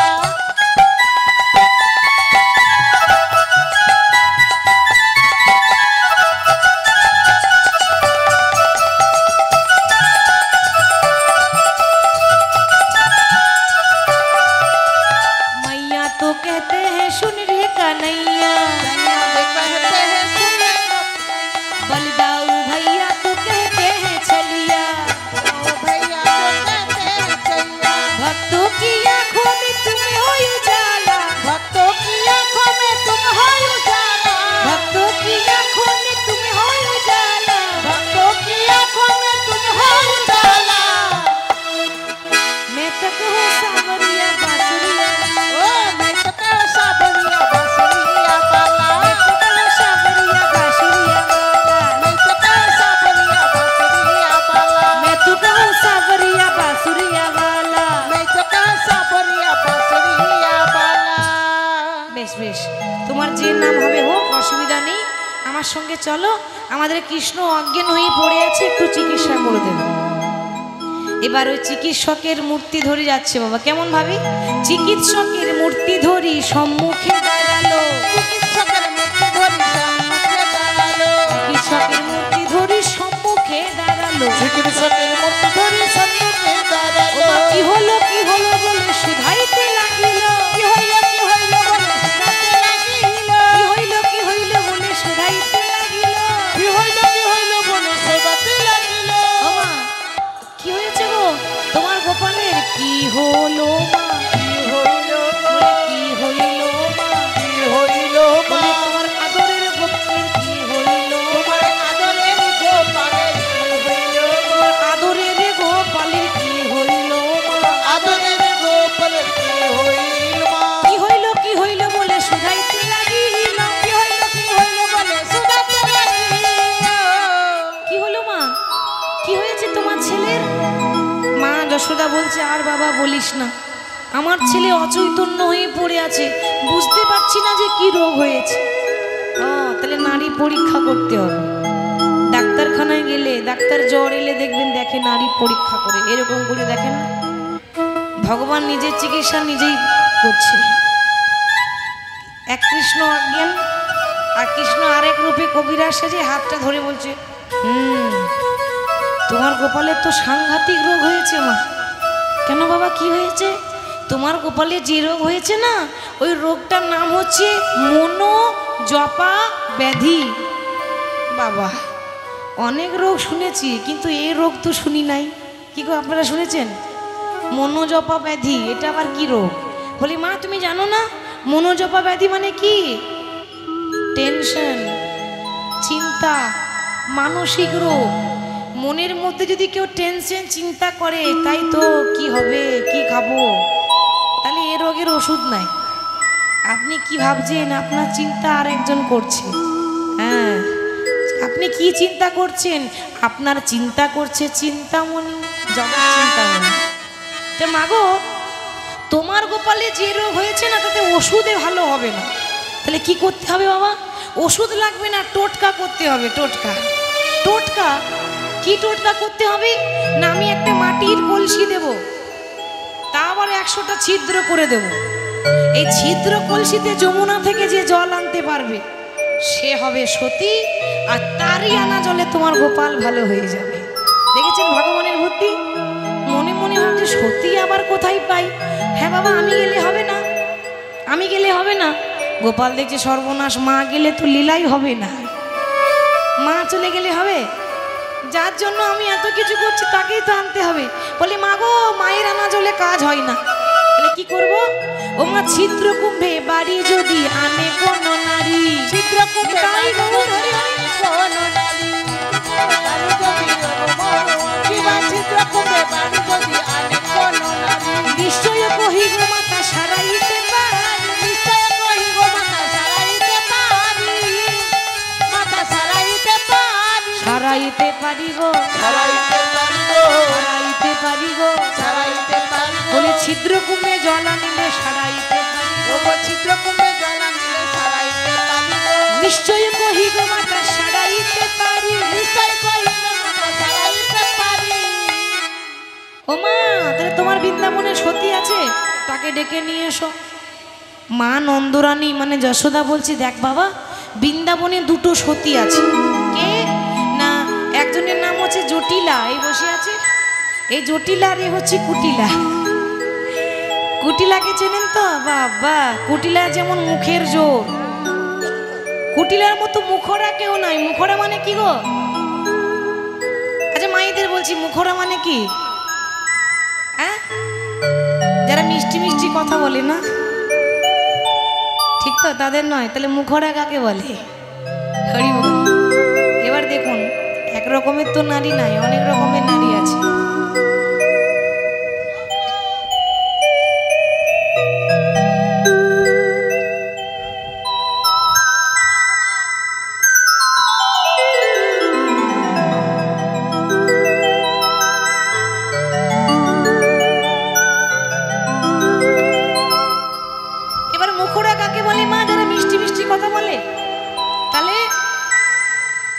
কাকে বলে মায়েরা বলুন তো? যাদের মুখের খুব সাউন্ড কম না সাউন্ড বেশি? যাদের গলার জোর বেশি, যাদের মুখের জোর বেশি। আচ্ছা একটা কথা বলবো মায়েরা, বলি কিছু মনে করবেন না। ওই দেখবেন যারা খুব ঝগড়ুটি হয় না, তাদের মুখের ডিজাইনটাই আলাদা হয়। ঠিক বলছি না? যারা ঝগড়ুটি তাদের মুখের ডিজাইন আলাদা। কেন? সবসময় একটা ডিজাইন। কি এরকম করি না? তাই বলে আমাকে ভাববেন না আমি আবার ঝগড়া টগড়া করতে পারি। আমি দেখালাম যে এরকম করে দেখেছি তো। কুটিলার এরকম মুখের ডিজাইন। এই জটিলার এই বসে আছে কুটিলা। জটিলা বলছে আমি যাব, আর কুটিলা বলছে দেখ মা তুই বুড়ো হয়ে গেছিস, কোথায় জল আনতে গিয়ে পড়ে যাবি, আমার এখন ক্ষমতা আছে আমি যাই। এই মায়ে ঝিয়ে লেগে গেল ঝগড়া। তখন ওই কবিরাজ বলছে দেখো ঝগড়া করো না, একে একে যাও, যে জল আনতে পারবে সেই সত্যি হবে, এখন ঝগড়া করে কি লাভ। কুটিলা এখন এত অহংকার, সে কলসিটা কেড়ে নিয়ে আগে যাচ্ছে। তার গরবে পড়ে না পা, আবার ঘন ঘন না রে গা। আর গরবে না পড়ে ঘন ঘন না রে গা। গরবে পড়ে না পা ঘন ঘন না রে গা। মেয়েদের কিছু রাস্তাতে চলার লক্ষণ আছে। এবার দেখবেন অনেক মেয়ে রাস্তাতে যায় ওই ডিজাইন করে যায়। মানে কিরকম বলতো, এই ডিজাইন একদম ভালো না, এই লক্ষণ মেয়েদের ভালো না। মেয়েদের গা দুলিয়ে দুলিয়ে যেতে নেই, স্থির হয়ে যেতে হয়। আর কুটিলার স্বভাবটাই তো এরকম, এমনিতে ঝগড়ুটে আবার গা দুলাতে দুলাতে যাচ্ছে। আহা গরবে পড়ে না পা ঘন ঘন না রে। আর গরবে না পড়ে পা ঘন ঘন না রে গা। গরবে পড়ে না পা ঘন ঘন না রে গা।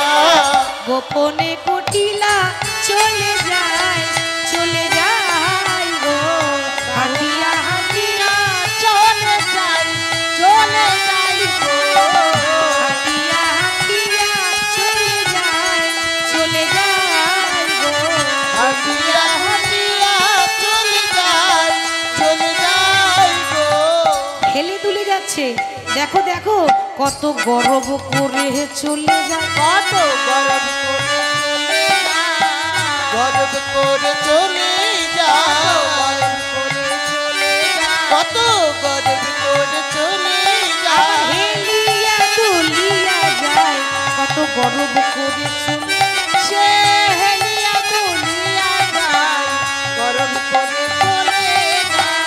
আবার হেলিয়া দুলিয়া চলে যায়, চলে যায় গো। হেলিয়া দুলিয়া চলে যায় চলে যায় গো। কুটিলা অহংকারে যেই না কলসি জলে ডুবাতে যাবে, বাবা ভগবান যাকে ঠিক করে রেখেছে সেই পারবে, অন্য কেউ পারবে না। অহংকারে পারে, কলসি যেই না ডুবাতে যাবে, হেলাইয়া কুম্ভখানে জলে ডুবাইলো। নিতাই গৌর হরি হরি নাম। জলে ডুবাইলো, কুম্ভকানী জলে ডুবাইলো, হেলাইয়া কুম্ভকানী জলে ডুবাইলো। আবার তুলিতে তুলিতে জল সবে পড়ে গেল, তুলিতে তুলিতে জল সব পড়ে গেল, তুলিতে তুলিতে জল সবে পড়ে গেল, তুলিতে তুলিতে জল সব পড়ে গেল। পাশ থেকে পদকর্তা বলছে ওরে, ওই জন্য বলে যারা বড় বড় কথা বলে তারা কাজে হয় না। তোরা ভালোই সত্যি জানালি, ভালোই সত্যি জানালি, তোরা ভালোই সত্যি জানালি, তোরা ভালোই সত্যি জানালি। বলি এই বৃন্দাবন মাঝে ভালোই সত্যি জানালি। ও বই এই বৃন্দাবনের মাঝে ভালোই সত্যি জানালি, এই বৃন্দাবন মাঝে ভালোই সত্যি জানালি। কুটিলা পারলো না। এবার জটিলা বলছে দেখলি মুখ পুরি, ওই জন্য তোর নাম রেখেছি কুটিলা। কুটিলা নাম কাদের হয়? যাদের মন ভালো হয়। হ্যাঁ, ওই জন্য রেখেছি কুটিলা। আমি জানতাম তোর দ্বারা সম্ভব নয়, দে আমাকে দে। এবার রাধারানীর শাশুড়ি তো অনেকটা বয়স্ক, লাঠি হাতে হাতে নিয়ে যায়।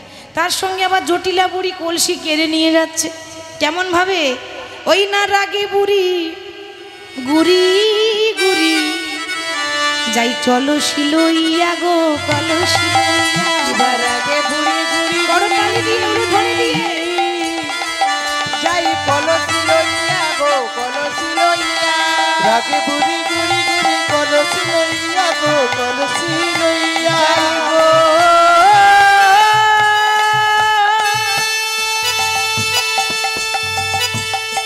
যাই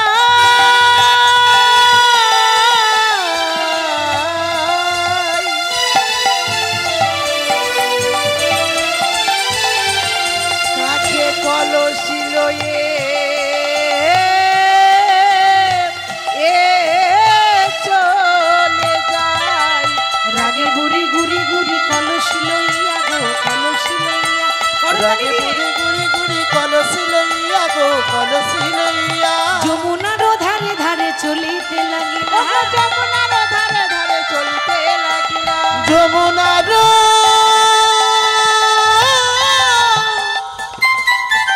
ধারে ধারে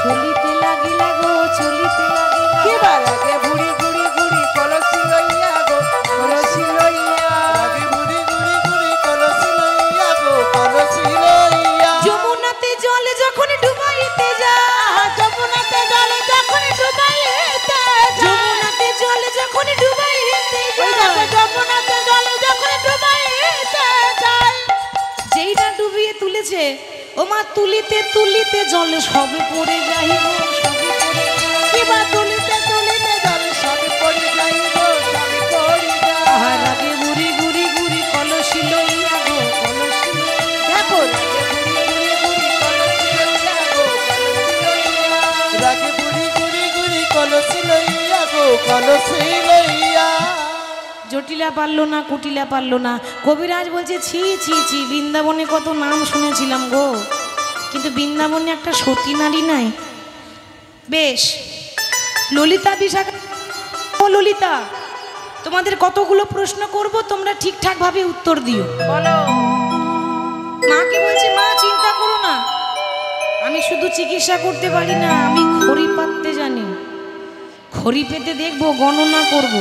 আমার খড়ি পাতার পর যার নাম উঠবে সেই হবে মহাসতী বেশ সর্বপ্রথম একটা ফলের নাম বলো তো মায়েরা যা বলবে মন দিয়ে শুনবেন আর যেগুলো নাম বলবে আমি প্রথম অক্ষরটা নেব তারপর আমার গণনা হবে একটা ফলের নাম বলো তো শ্রীফল শ্রীফল বেশ তাহলে প্রথমে আমি গণনা করে বসালাম শ্রী এবার একটা ফুলের নাম করো তো যে কোনো ফুল মল্লিকা মল্লিকা মল্লিকা ফুলের ম নিলাম এবার এমন এক নারীর নাম করো যে সুন্দর দেখতেও আবার নাচ করতেও পারে সুন্দর ও দাদা ওইটা তুমি বলো তুমি বলবে বলো একটা সুন্দরী রমণীর নাম বলো বলতে পারবো না নাকি? হ্যাঁ হ্যাঁ বলো বলো তুমি পারবে বলো আর একবার বলো তো কি বলবো? সুন্দরী রমণীর নাম ও আচ্ছা আচ্ছা বলবো ঋতুপর্ণা। সর্বনাশ।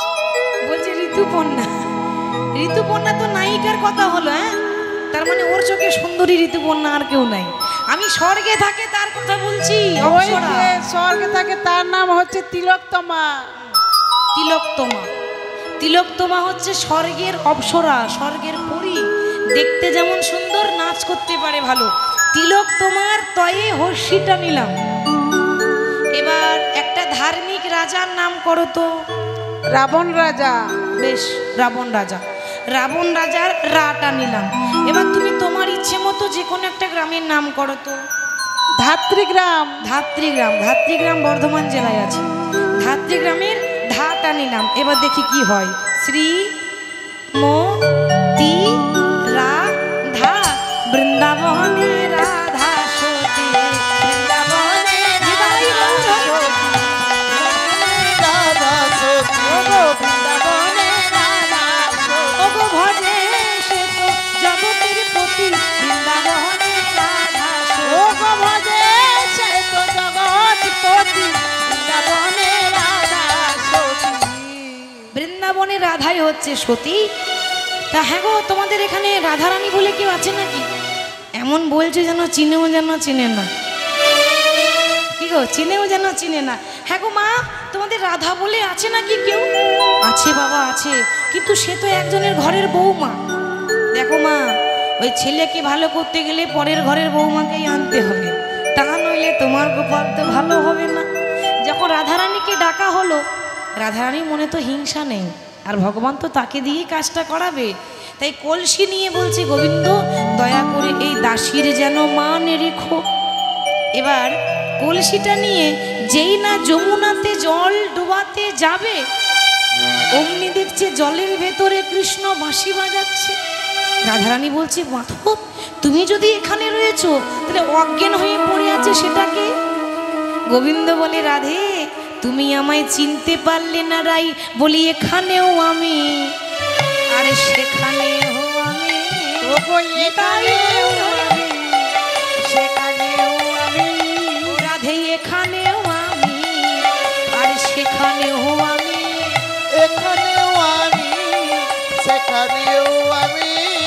হে জলেও আমি, আরে মাটিতেও আমি, এখানেও আমি, সেখানেও আমি। ওগো জলেও আমি, মাটিতে আমি, এখানেও আমি, সেখানেও আমি। জল নিয়ে যাও, তোমার কোনো অসুবিধা হবে না, আমি তো রয়েছি। আর যেই না কলসি ডুবিয়েছে, একটা ছিদ্র নাই, 100টা ছিদ্র, জল তুললেই পড়ে যাবে। কিন্তু গোবিন্দের কৃপা থাকলে কি না হয় বাবা। আর যেই না ডুবিয়েছে অমনি এক কলসি জল চলে এলো। কি করে? যেই না ডুবিয়েছে অমনি ভগবান নিজের আঙুল দিয়ে কলসির ছিদ্রগুলো বন্ধ করে দিল। আর কলসির ছিদ্র যেই না বন্ধ করেছে অমনি এক কলসি জল রাধারানী ফিরিয়ে নিয়ে এসেছে। আর যেই না এক কলসি জল ফিরিয়ে নিয়ে এসেছে, সেই জল যখন গোবিন্দের মুখে চোখে ছিটিয়ে দিয়েছে, এমন ভাবে জ্ঞান ফিরলো যেন কত যুগ যুগ ধরে অজ্ঞান হয়ে পড়ে আছে। এসব নাটক, গোবিন্দ যা করছে সব নাটকই তো করছে, লীলা করার জন্য, আনন্দ পাওয়ার জন্য। তাহলে যখন জ্ঞান ফিরে এলো তখন সবাই বলছে, ওরে এই রাধারানীকে আমরা কত গালাগালি করেছি, কত কটু কথা বলেছি, আজ থেকে আর গালাগালি করব না, রাধারানীর পায়ে ধরে ক্ষমা চাইলাম। আজ থেকে প্রমাণ হয়ে গেল বৃন্দাবনে রাধা সতী, বৃন্দাবনে রাধা সতী, মনে রাধা সতী। ওগো ভজে সে তো জগতের পতি, বৃন্দাবনে রাধা ওগো সতী। ভজে সে তো জগৎপতি, বৃন্দাবনে রাধা সতী। প্রমাণ হয়ে গেল। আর এটাও প্রমাণ করে দিল যে রাধারানী সতী। যারা যারা গালাগালি করতো তারা আজকে সুনাম করছে, প্রশংসা করছে। এটাই তো গোবিন্দের উদ্দেশ্য ছিল, ওই জন্য এই লীলাটা করেছে। এবার মা দেখছে যে রাধারানীর জন্য আমি আমার ছেলেকে পেলাম, তাই রাধারানীকে কোলে একদিকে বসিয়েছে, কৃষ্ণকে কোলে একদিকে বসিয়েছে। দক্ষিণ কোলে গিরিধারী, বামে কোলে রাই গো। ওগো দক্ষিণ কোলে গিরিধারী, বাম কোলে রাই গো। আরে দক্ষিণ কোলে গিরিধারী, বাম কোলে রাই গো। দক্ষিণ কোলে গিরিধারী, বাম কোলে রাই গো। মনের আনন্দে রানী নবনী খাওয়াই ও গো। মনের আনন্দে রানী নবনী খাওয়াই গো।